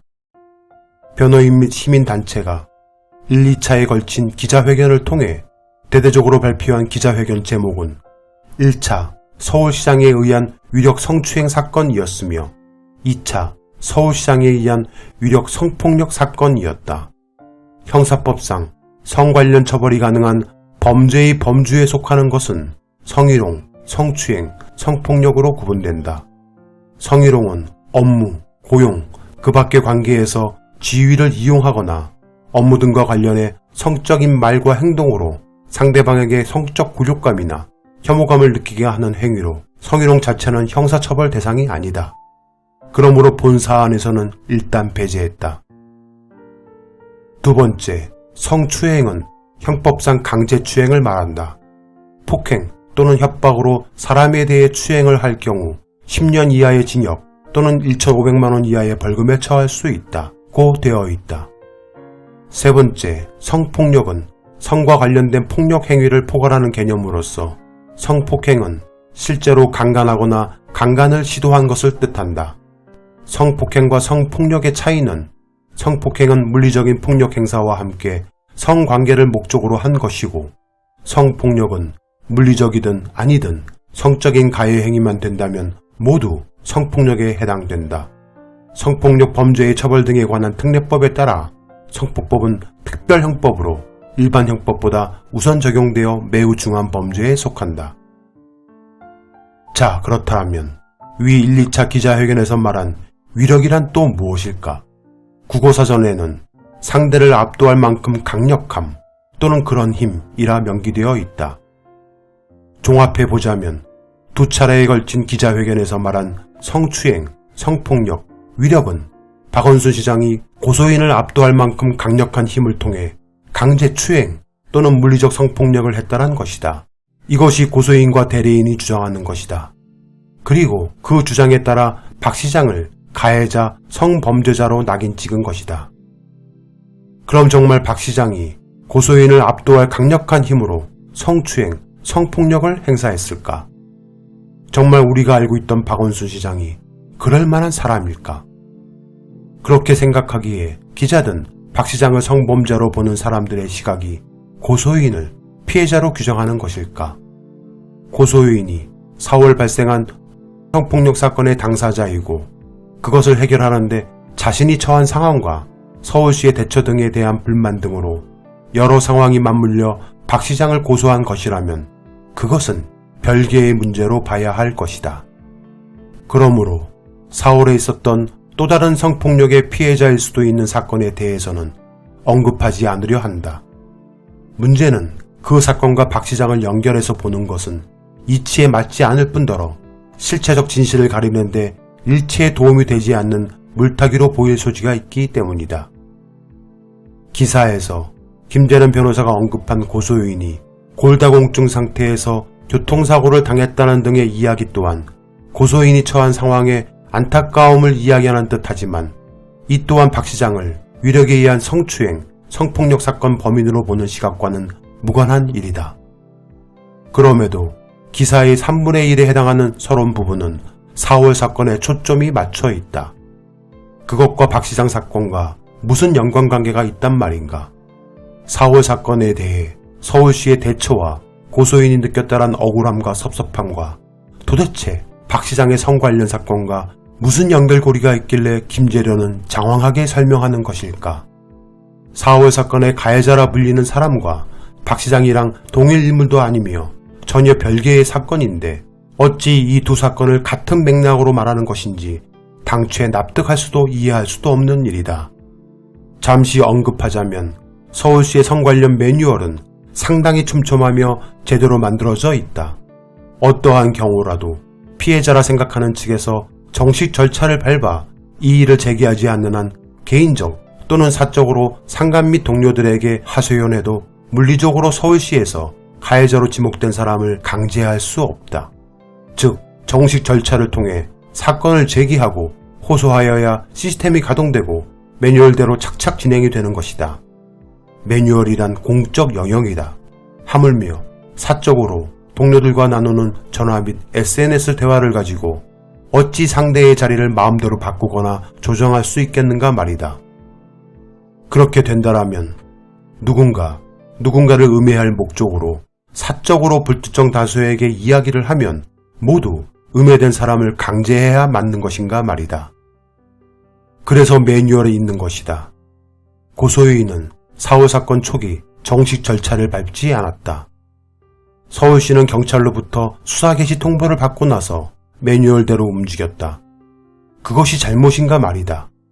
고소인은 4월 사건이 내부에 알려지길 원하지 않았다고 한다. 하지만 자신의 의사와 상관없이 직장에 알려지고 소문이 돌자 죽고 싶은 심정이었다고 한다. 그러고는 서울시는 마땅한 조치를 취하지 않았다고 항변한다. 인사기획 비서관과 개인적으로 통화하고 가해자에 대한 징계 조치를 요구했다 한다.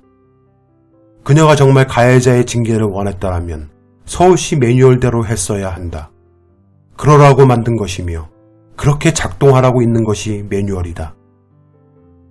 서울시는 경찰에서 수사 개시 통보를 받자 곧바로 해당 직원을 대기 발령 및 직위 해제했다.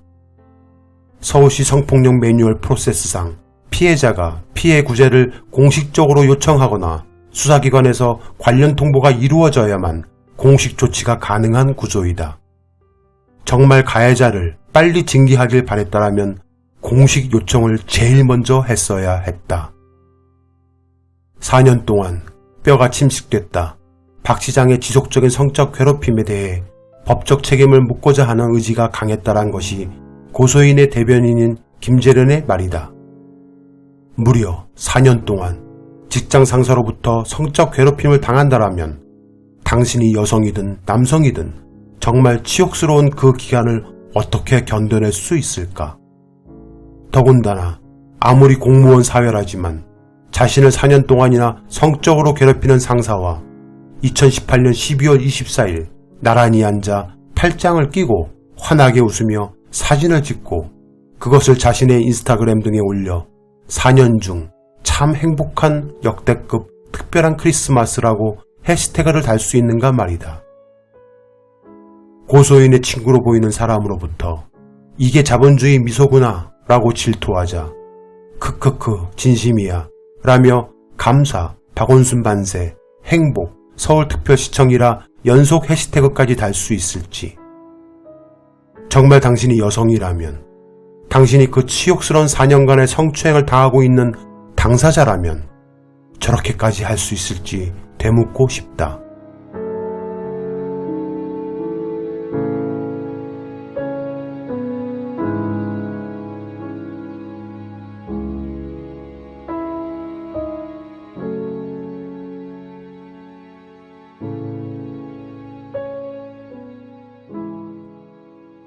이제 우리는 사건의 실체에 좀 더 접근하고자 한다. 박원순 시장을 보필하고 고소인과도 함께 근무했던 서울시 비서관을 통해 우리는 좀 더 실체와 진실에 가까워지고자 한다.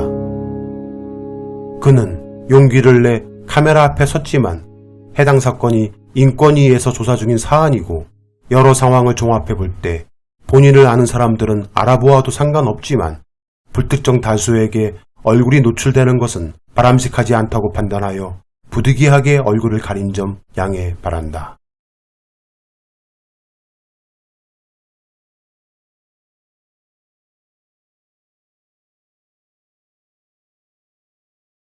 저는 17년부터 20년까지 이제 최근 7월 10일까지 시장님을 모셨던 비서관이고요. 서울시 비서실 측에는 크게 그 비서실장을 책임자로 해서 이제 구성되어 있는데 이제 일반직 공무원으로 구성된 일반직 공무원 분들이와 그다음에 제가 별정직 공무원들이 같이 해서 비서실을 이루는데 일반직 공무원 분들은 지원 업무 이런 쪽 관련된 그다음에 정책 관련된 내부 협의와 이런 업무 쪽이고 이제 그렇게 구성되어 있습니다. 하고 별정직 늘공과 어공으로 저희가 그 시장실 입구에 이제 그 데스크 비서분은 선임 비서, 후임 비서 이렇게 두 분이 이제 계십니다. 두 분이 계실 때 있고 그다음에 뭐 시장님이 이제 외근이 좀 길어지거나 뭐 휴가나 이렇게 할 때 이제 교대로 쉬기도 하고 이제 상황 뭐 휴가 갈 수도 있고 이제 보통 정위치가 두 분이 있는 거죠. 그렇죠. 시장님 계실 때는.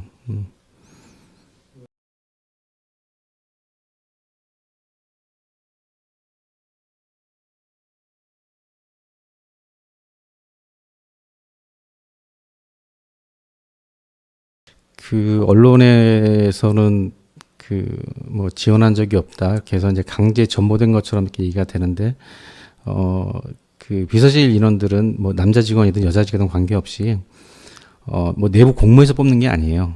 그건 왜냐면 그 공무원 자리마다 그에 맞는 경력자들이 와야 됩니다. 그래서 그 승진을 앞두고 금평을 받아야 되는 분이 온다든가 이게 아니라 그래서 보통 이제 인사과에서 뭐 추천에 의해서 평판도 당연히 필요할 거고 그래서 후보 리스트를 작성합니다. 그러면 그 대상적으로 이제 좀 서류를 보고 대상자분들한테 혹시 면접 의사가 있느냐? 그럼 면접을 보고 나중에 면접을 통해서 괜찮다 하면은 근무 의사가 있느냐? 이거를 확인한 다음에 일반직 공무원 인사발령 시기에 맞춰서 그때 같이 전보를 하거든요. 그래서 이거는 그래서 남자 직원, 여자 직원 다 관계없이 그렇게 비서실 직원들은 왜냐하면 비서실 직원들이 시장님을 가까이 모시는 사람으로서 평판도 되게 중요한 거고 업무 역량도 중요한 거고 그다음에 본인들의 공무원 그분들의 커리어도 관리를 같이 신경을 쓸 수밖에 없어요. 그래서 본인의 의사 없이 한다는 말이 아닌 거고 그래서 기본적으로 서울시장님을 모시고 싶어하는 사람들이 올 수밖에 없습니다. 당연히 그게 뭐 정치적 성향을 떠나서 근데 뭐 시장님을 싫어하는 사람이 올 수는 없겠죠. 굳이 할 이유가 없으니까. 특히 그 고소인은 뭐 저도 이제 저보다는 먼저 시장실에 온 분이지만 뭐 저는 모르겠습니다. 되게 잘 지냈어요. 하고 뭐 시장님이 이제 그 뭐 점심시간에 좀 길게 공백이 있으면 점심시간에 좀 맛있는 데 먹으러도 제가 하기도 하고 또 본인이 되게 커리어에 대한 고민도 있었던 진지했던 친구기도 하고 그리고 무엇보다 일을 되게 주도적으로 했던 친구입니다. 그래서 이거는 뭐 많은 분들 물론 지금 제 심정은 고선에 대한 다양한 감정이 당연히 있어요. 지금 이 상황까지 이어진 상황에 대해서는 다양한 감정이 있지만 그 당시 일할 때 본인이 했던 그 자세 뭐 저는 일종의 프로페셔널하게 충분히 했다고 봐요. 그리고 실제 뭐 시장님 주관하는 회의 뭐 각종 고위 간부들이 들어갔어도 시장님 보고 일정이 계속 많은데 늦어지고 그러면 시장님 들어가서 조율도 해주고 되게 중요한 역할입니다. 이게 비서가 그 솔직히 시장실 비서가 간단한 일이 아니라 센스도 있어야 되고 그 다음에 특히 그 뭐 심기 관리라고 표현을 하면서 되게 이거를 뭐죠 어느 신문인가에서 뭐 기쁨 뭐 이런 기쁨죠 뭐 이런 식으로 표현했는데 그거는 진짜 기존에 이 업무를 하고 있던 사람들의 자존심을 뭉개는 표현이에요. 왜냐하면 가장 중요한 의사결정을 하는 서울시장의 컨디션을 관리하는 거는 서울 시민 정책에도 영향을 끼치는 거예요. 그 판단에 대한 부분들. 그리고 그게 그렇기 때문에 시장의 건강에 대한 부분도 체크를 해야 되는 거고 뭐 이런 부분들. 그래서 이제 저는 뭐 보고 드릴 때마다 이제 시장실 앞에 가서 보고 또 뭐 간단한 이제 사적인 얘기도 가끔 하기도 하고 뭐 이렇게 하는데 본인이 뭐 이번에 언론을 통해서 나왔던 그 업무 인수인계서라는 근데 그건 사실상 공식적인 문서는 아닐 거고요. 당연히 서울시 문서 형태가 그러지는 않으니까. 여기서 잠깐 언론을 통해 피해자가 비서 업무에 관해 작성한 인수인계서가 공개됐다. 박 시장은 인품도 능력도 훌륭해 배울 것이 많다.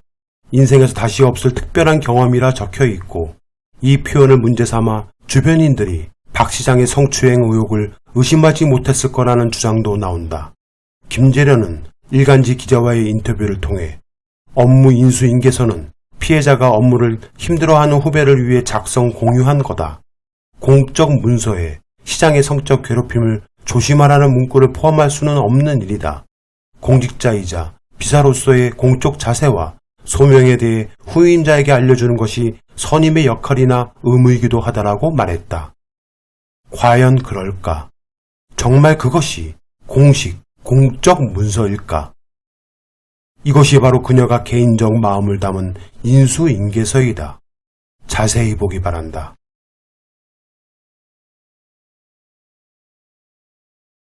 그리고 이것이 바로 서울시 공적 업무 인수인계서이다. 컴퓨터로 작성하게 되어 있다. 어떤 것이 공식 공적 문서일까? 즉 선임자는 후임자에게 업무 인수인계를 컴퓨터 양식에 의거해 기입하여야 한다. 그런 다음 절차에 따라 각 과실별로 주무관의 결재를 통해 최종 업무 인수인계가 검토 완료되는 구조이다. 이것이 진짜 공식 인수인계서 문서인 것이다. 김재련 변호사가 말한 것은 사실이 아니다. 그 얘기는 뭐냐면은 누구한테 결제받기 위해서 만든 게 아니라 순순히 본인이 후임자한테 조언을 해주기 위해서 아마 작성한 걸로 보고 있는데 거기에 본인이 쓴 그대로 그렇게 생각을 해요. 그렇게 제가 봤을 때. 그리고 시장님에 대해서 뭐 어떤 이제 뭐 시장님 뭐 사실 임기 중에 뭐 여러 가지 사건도 있었고 뭐 어떨 때는 뭐 미세먼지 정책에 대해서 언론의 비판도 있고 막 하고 그러면 당신도 힘이 빠지고 막 그럴 때 그러니까 그런 부분에 대해서도 본인도 인지하고 뭐 본인의 업무에 이제 약간 한계가 있기 때문에 서울시 전체 돌아가는 걸 파악하지 못하더라도 그런 거에 대한 캐치를 잘하고 힘을 실어드리려고 하는 부분도 있었고 뭐 시장님 힘내세요 든 뭐든 그러니까 되게 비서로서의 그 자세나 이런 것들이 어떤 되게 하여튼 뛰어난 친구였습니다. 그리고 뭐 때로는 뭐 당찬 면도 좀 보였기도 했고요. 그래서 뭐 지금의 상황을 갖고 그때 이 고소인의 심정을 다시 재해석하지 않더라도 지금도 저도 마찬가지고 지금 이제 복합적인 감정을 갖고 있는 지금 상황도 마찬가지지만 진짜 비서 잘 업무를 했다라고 하는 부분들 그렇기 때문에 시장님이 좀 사실 되게 내성적인 성격입니다. 제가 아는 범위 내선 저도 뭐 시장님과 그렇게 오랜 기간이 아니었기 때문에 업무적으로 일을 하는 거지만 그런데도 불구하고 시장님이 항상 신뢰하고 시간 관리나 이런 것들을 아예 이제 맡기는 하여튼 그런 어떤 뛰어난 업무 비서였습니다.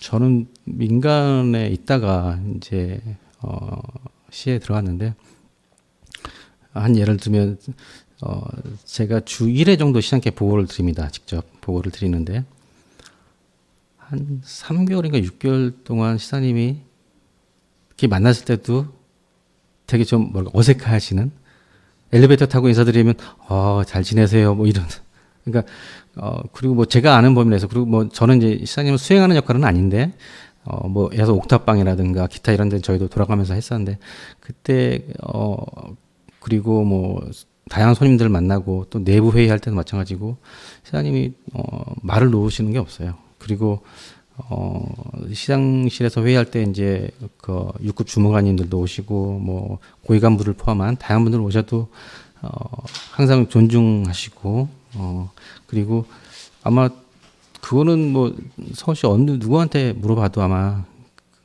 권위가 탈권위적이시고 소탈하시고 그러면서도 되게 좀 내성적인 성격이기 때문에 더더욱 조심하고 하는 그래서 뭐 당신이 뭔가 뭐 실수했거나 잘못했다 그러면 바로 죄송합니다라고 하실 뿐이에요.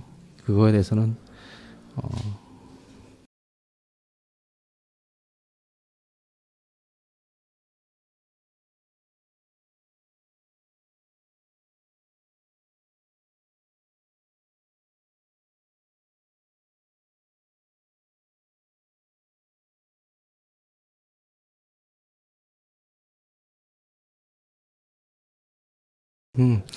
이게 그 시장님 이제 삼선 되시고 나서 좀 있다가 이제 리모델링을 해서 그 전하고 좀 다르긴 한데 그 전이나 이거는 다 이제 개방적인 구조고 그 업무 데스크 비서분들이 계신 곳에서 문을 열고 들어가면 이제 시장님 그 테이블이 있고 시장님 이제 책상 있고 그 뒤에 이제 내실이 있는데 내실은 간단한 이제 누워 계시는 공간하고 뒤에 또 서류 처리들이 많아요. 서류 처리들이. 그래서 저도 옛날에 뭐 서류 찾으러 들어갈 때 한번 들어간 적은 있었고 그리고 뭐 저도 이제 시장실에 계속 있는 게 아니기 때문에 제가 뭐 경우에 따라서 뭐 몇 번 그런 경우 있습니다. 이제 시장님이 내실에서 쉬시고 계시는데 좀 빨리 결제 하나 받을 게 있어서 그 업무비서한테 시장님 결제 좀 빨리 이렇게 좀 잠깐 좀 깨웠으면 좋겠다. 그러면 문 열고 저는 입구에서 기다리고 비서분이 문 열고 들어가서 내실을 톡톡 그리고 저기 뭐 보고 하러 왔습니다. 그러면은 뭐 어떤 보고 그러면은 어떤 보고를 합니다. 그래서 그럼 시장님 나오셔서 이제 빨리 결제 받고 가든다든가 그리고 보통 뭐 제가 본 바로는 회의 중이 아닌 상황일 때는 항상 열려 있습니다. 시장실은 항상 열려 있고 또 하나는 뭐냐면 시장 회의 탁자 그다음에 시장님 책상 뒤 내실이 그 5층에서 올라오는 계단에서 보면 통유리로 다 보여요. 정면으로. 그러니까 비서실에서 시장실을 들어갔더니 옆으로 들어가거든요. 근데 계단으로 올라오면 여기 회의하는 거 다 보여요. 직원들은 여기 항상 뭐 왔다 갔다 하듯이 뭐 하는 그 별도의 계단이 있고, 그렇기 때문에 그건 회의 때도 다 항상 오픈돼 있고, 그 통유리창은. 그래서 제가 여기서 통유리창을 통해서 회의 탁자, 시장님실, 내실 다 보입니다. 계단을 통해서 갔습니다. 이제 그렇기 때문에 뭐 내실 관련해서 나오는 의혹이나 이런 것들은 사실상 뭐 말이 안 되는 그런 걸 겁니다. 여기서 잠깐. 서울시상실은 다음과 같이 오픈형 공간이다. 여비서들이 있는 데스크를 지나 자동문을 열고 들어서면 중앙에 큰 원형 대형 회의 테이블이 있고 문 쪽에 가깝게 시장 업무 테이블이 있다. 그 뒤가 바로 일명 내실이다. 그런데 내실은 여러 서류철과 함께 있는 작은 공간이다. 또한 시장실 문은 항상 특별한 회의 때를 제외하곤 열려 있다. 그리고 무엇보다 벽이란 공간들이 저렇게 창살 형태로 이루어진 투명 유리들이다. 이 이야기는 저렇게 오픈된 공간에서 은밀하게 무엇을 할 수 없는 구조라는 것이다.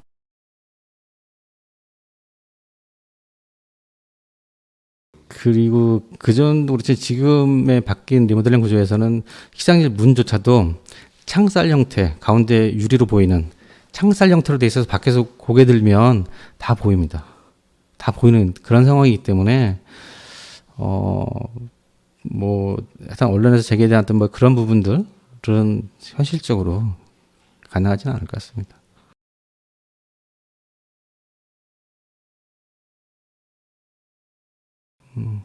뭐 제가 실제 정책 쪽을 하고 하는 그런 비서가 아니라서 제가 이제 아는 범위 내에서 말씀을 드리면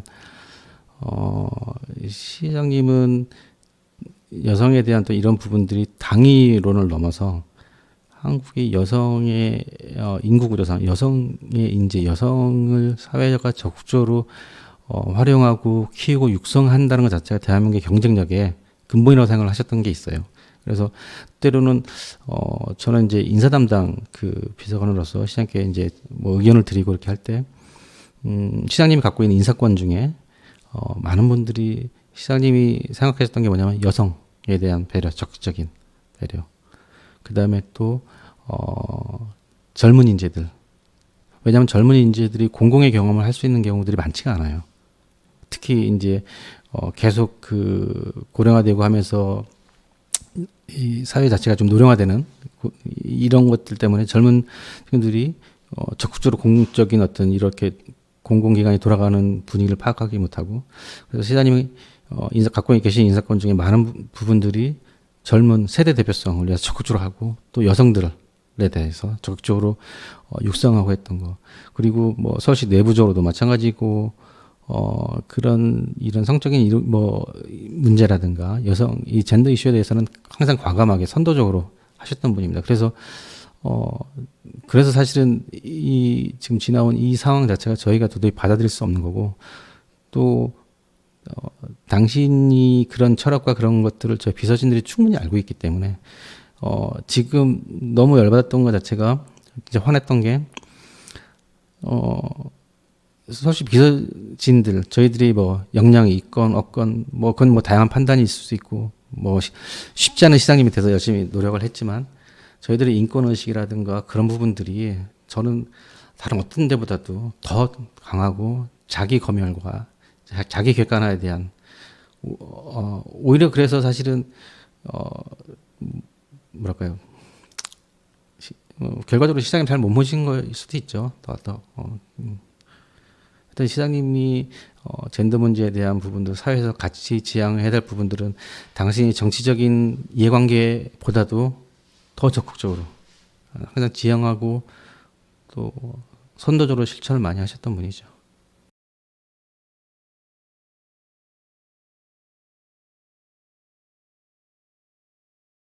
제가 짧은 기간 뭐 4년 가까이 모셨던 시장님, 물론 그 전에 이제 민간에 있을 때도 뭐 사회 운동가, 시민 운동가로서 박원순 시장이 어떤 사람이라는 건 대략 알지만 학과에서 모셨을 때 어떻게 이게 공적인 헌신을 할 수 있을까 사람이? 이제 그게 너무 사실 놀라웠어요. 그게 시장님 뭐 밤 10시, 11시 늦게도 항상 뭐 이 공무원에서 물어보시기도 하고 뭐 이런 거. 물론 이제 그게 일반직 공무원들 같은 경우는 이제 뭐 그런 거에 불만이 있어서 자제하시지만 저 같은 그러니까 사실 어공들은 시장님의 동지적인 관점에서 시장님의 철학과 어떤 정책적 지향성을 같이 하고자 왔기 때문에 저는 그건 충분히 수용해야 된다고 생각하고요. 그거로 인해서 불만이 있었던 사람은 없었고 오히려 진짜 공적인 삶에 헌신하셨던 분이에요.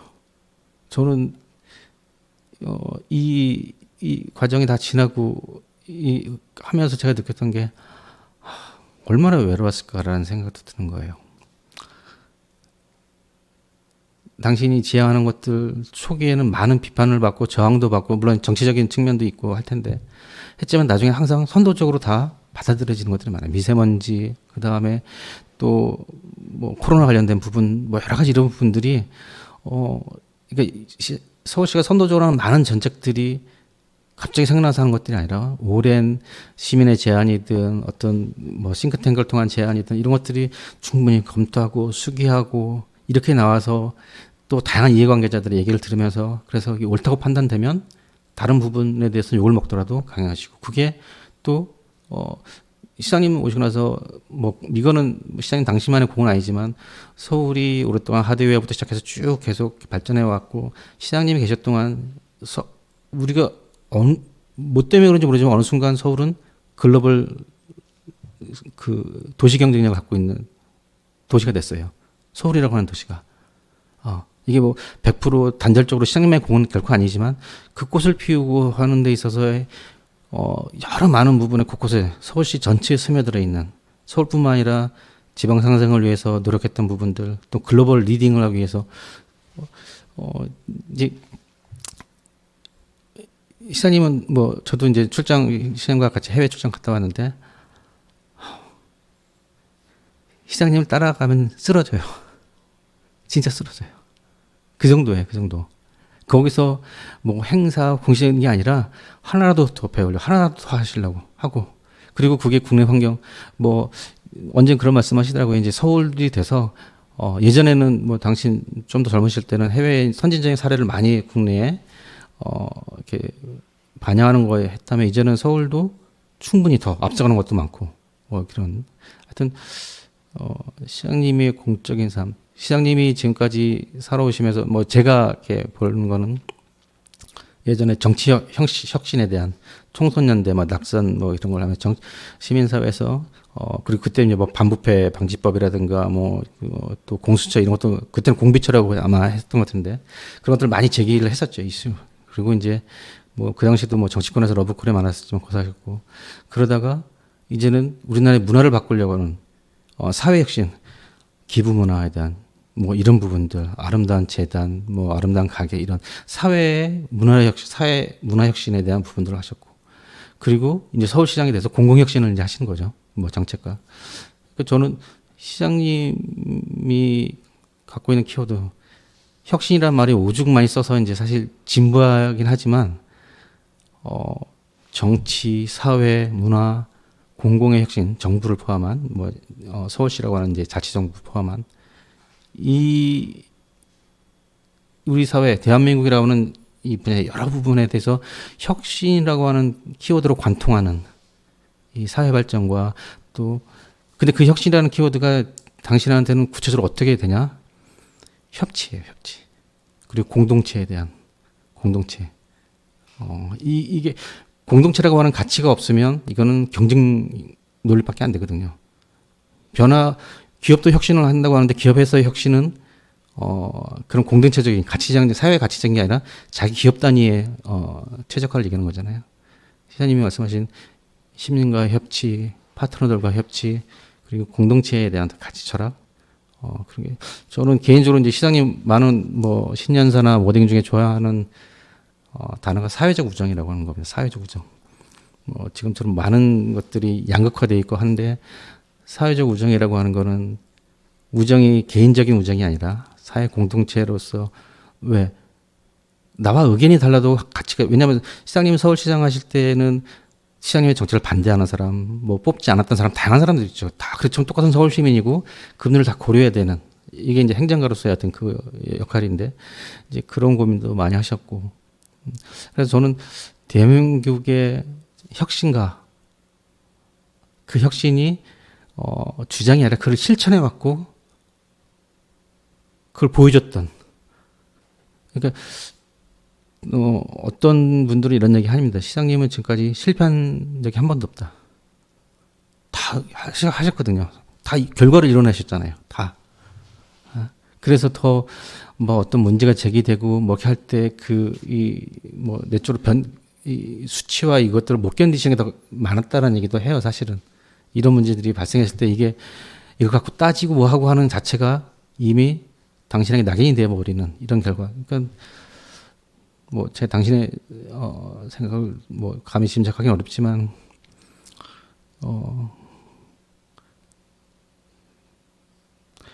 많은 고민들을 하셨겠죠. 많은 고민. 그게 단순히 저는 그 이 지금 제기된 이런 차원의 문제는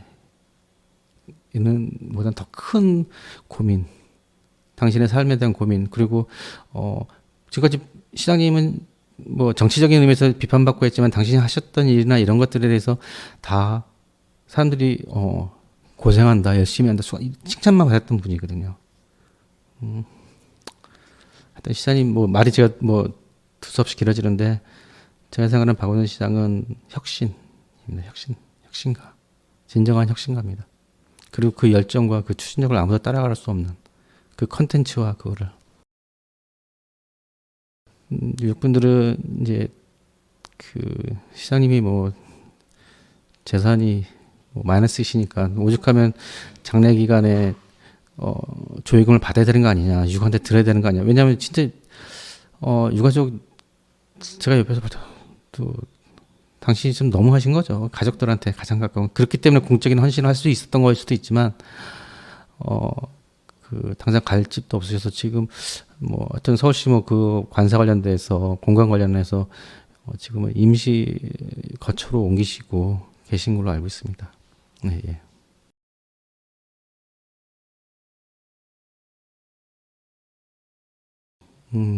지금 그 뭐 저는 이제 참고인 조사로 다 받았고요. 국가인권위 조사도 참고인 조사로 다 받았고 근데 제가 이제 그 우려되는 부분들은 이런 겁니다. 지금 경찰에 이제 참고인 왜냐하면 이제 경찰 가로세로 연구소가 고발한 사건은 이제 피고발인이 비서실장하고 이렇게 하고 저희들은 참고인이에요. 참고인 조사를 받았고 이제 그런 상황인데 거기는 이제 방주라든가 뭐 왜냐하면 당신 관련된 당신에게 고소된 거는 이제 사실 뭐 공소권 없음에 대한 으로 이게 법적이나마 그렇게 되는 걸로 알고 있는데 그러니까 저희들은 저희들의 방조 이거 말도 안 되는 거고 그리고 시장님이 제기됐던 그런 의혹 자체도 저희는 아니라고 생각하는 뭐 제가 100% 진실을 알 수 있는 건 아니겠죠. 그런 게 워낙 당사자의 문제 있지만 근데 뭐 고전 측이 많이 주장했던 것들이 저희가 알고 있는 사실 또는 뭐 지금 제보받은 여러 증거들이나 이런 거에서 너무 말이 맥락이 안 맞는 안 맞는 이런 것들이 너무 많기 때문에 그걸 적극적으로 이제 얘기를 하고 조사에 임하고 있고 또 다만 안타까운 게 인권위 조사 관련해서 또 저는 저를 변호할 수 있는데 물론 저한테 제기된 건 아니죠. 저도 여전히 참고인일 뿐이지만 제기되고 했던 부분에 저는 얘기할 수 있는데 평생 약자와 힘든 사람들에서 변호를 했던 당신은 자기 스스로 변호할 수 없는 환경이에요. 그럼 그게 너무 열받은 거예요. 지금 남아있는 사람들이 뭐 시장과 가까웠던 분들 다양한 말씀들 많이 하시죠. 뭐 저보다 훨씬 더 인연이 오래됐고 많은 하셨던 분들 말씀하시지만 너무 쉽게 판단을 하거나 자기 중심적으로 판단하거나 한 사람이 목숨을 버린다고 하는 그 자체를 너무 쉽게 판단해 버리는 그게 너무 화가 나고요. 뭐 어떤 뭐 정치인이 기사를 보니 이번 사건은 박원순을 빼고 나야 본질이 보인다라고 했어요. 박원순이 아니었으면 이렇게 안 됐을 겁니다. 이 사안 자체가 그러니까 저는 우리 사회가 박원순 시장에 대해서 뭐랄까 빚지고 있다. 뭐, 당신도 그렇게 생각은 안 하겠죠. 당연히 빚졌다는 표현은 좀 과한 표현이긴 하지만 박원순 시장의 헌신 그리고 그의 삶에 했던 지향했던 이런 것들을 통해서 얻은 게 많은데 어떤 뭐 기자가 누가 이런 얘기 했더라고요. 박원순이라는 사람은 자신의 부존재를 통해서 존재감을 말할 거다. 그게 당신 돌아가시고 나 이후에 여러 가지 뭐 이제 상황에서 더 절실히 느껴지는데, 그래서 인권위나 뭐 이런데 적극적으로 저희들 아는 범위 내에서 당신에 대해서 말씀을 드리고 조사해 하고 적극적으로 임해야 되는 게 저희 남아있는 특히 저희 보좌진들이 해야 될 일이라고 생각합니다.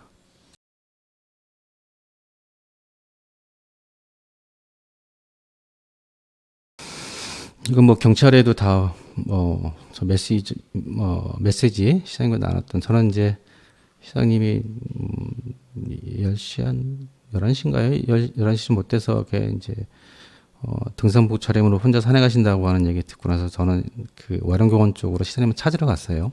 진짜 저 옛날 노무현 대통령 생각도 나고 막 다양한 막 그런 감정이 들어서 왜냐하면 시장님 혼자 다니실 분이 절대 아니고 그날은 또 오전 일정도 거의 취소하셨는데 이게 하신다는 게 말이 안 되는 거죠. 뭐 별 생각이 다 들어서 시장님 찾으러 갔고 시장님 전화 안 되면 메시지 남기고 또 메시지 읽은 표시 나면 전화도 한번 드리고 어디시냐고 거기서 제가 드린 메시지 중에 어디까지 읽고 어디까지 못 읽으신 게 있으세요. 그 메시지 내용이 뭐냐면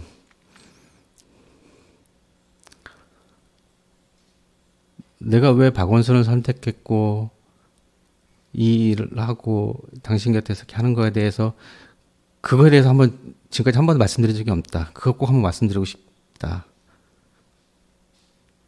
그거는 못 읽으셨어요. 1시 29분에 읽으신 게 마지막이에요. 저보고 그리고 참 저한테 말씀을 한 번도 놓으신 적이 없으신데 제가 어디 계시냐고 제가 모시러 가겠다고 끝까지 이제 장소를 말씀 안 하시고 내려가서 기다리라고 하시면서 딱 한마디 걱정하지 마 딱 말을 놓으셨어요. 말을 마지막으로. 그게 너무 마음이 아픕니다. 그게 너무 마음이 아픕니다.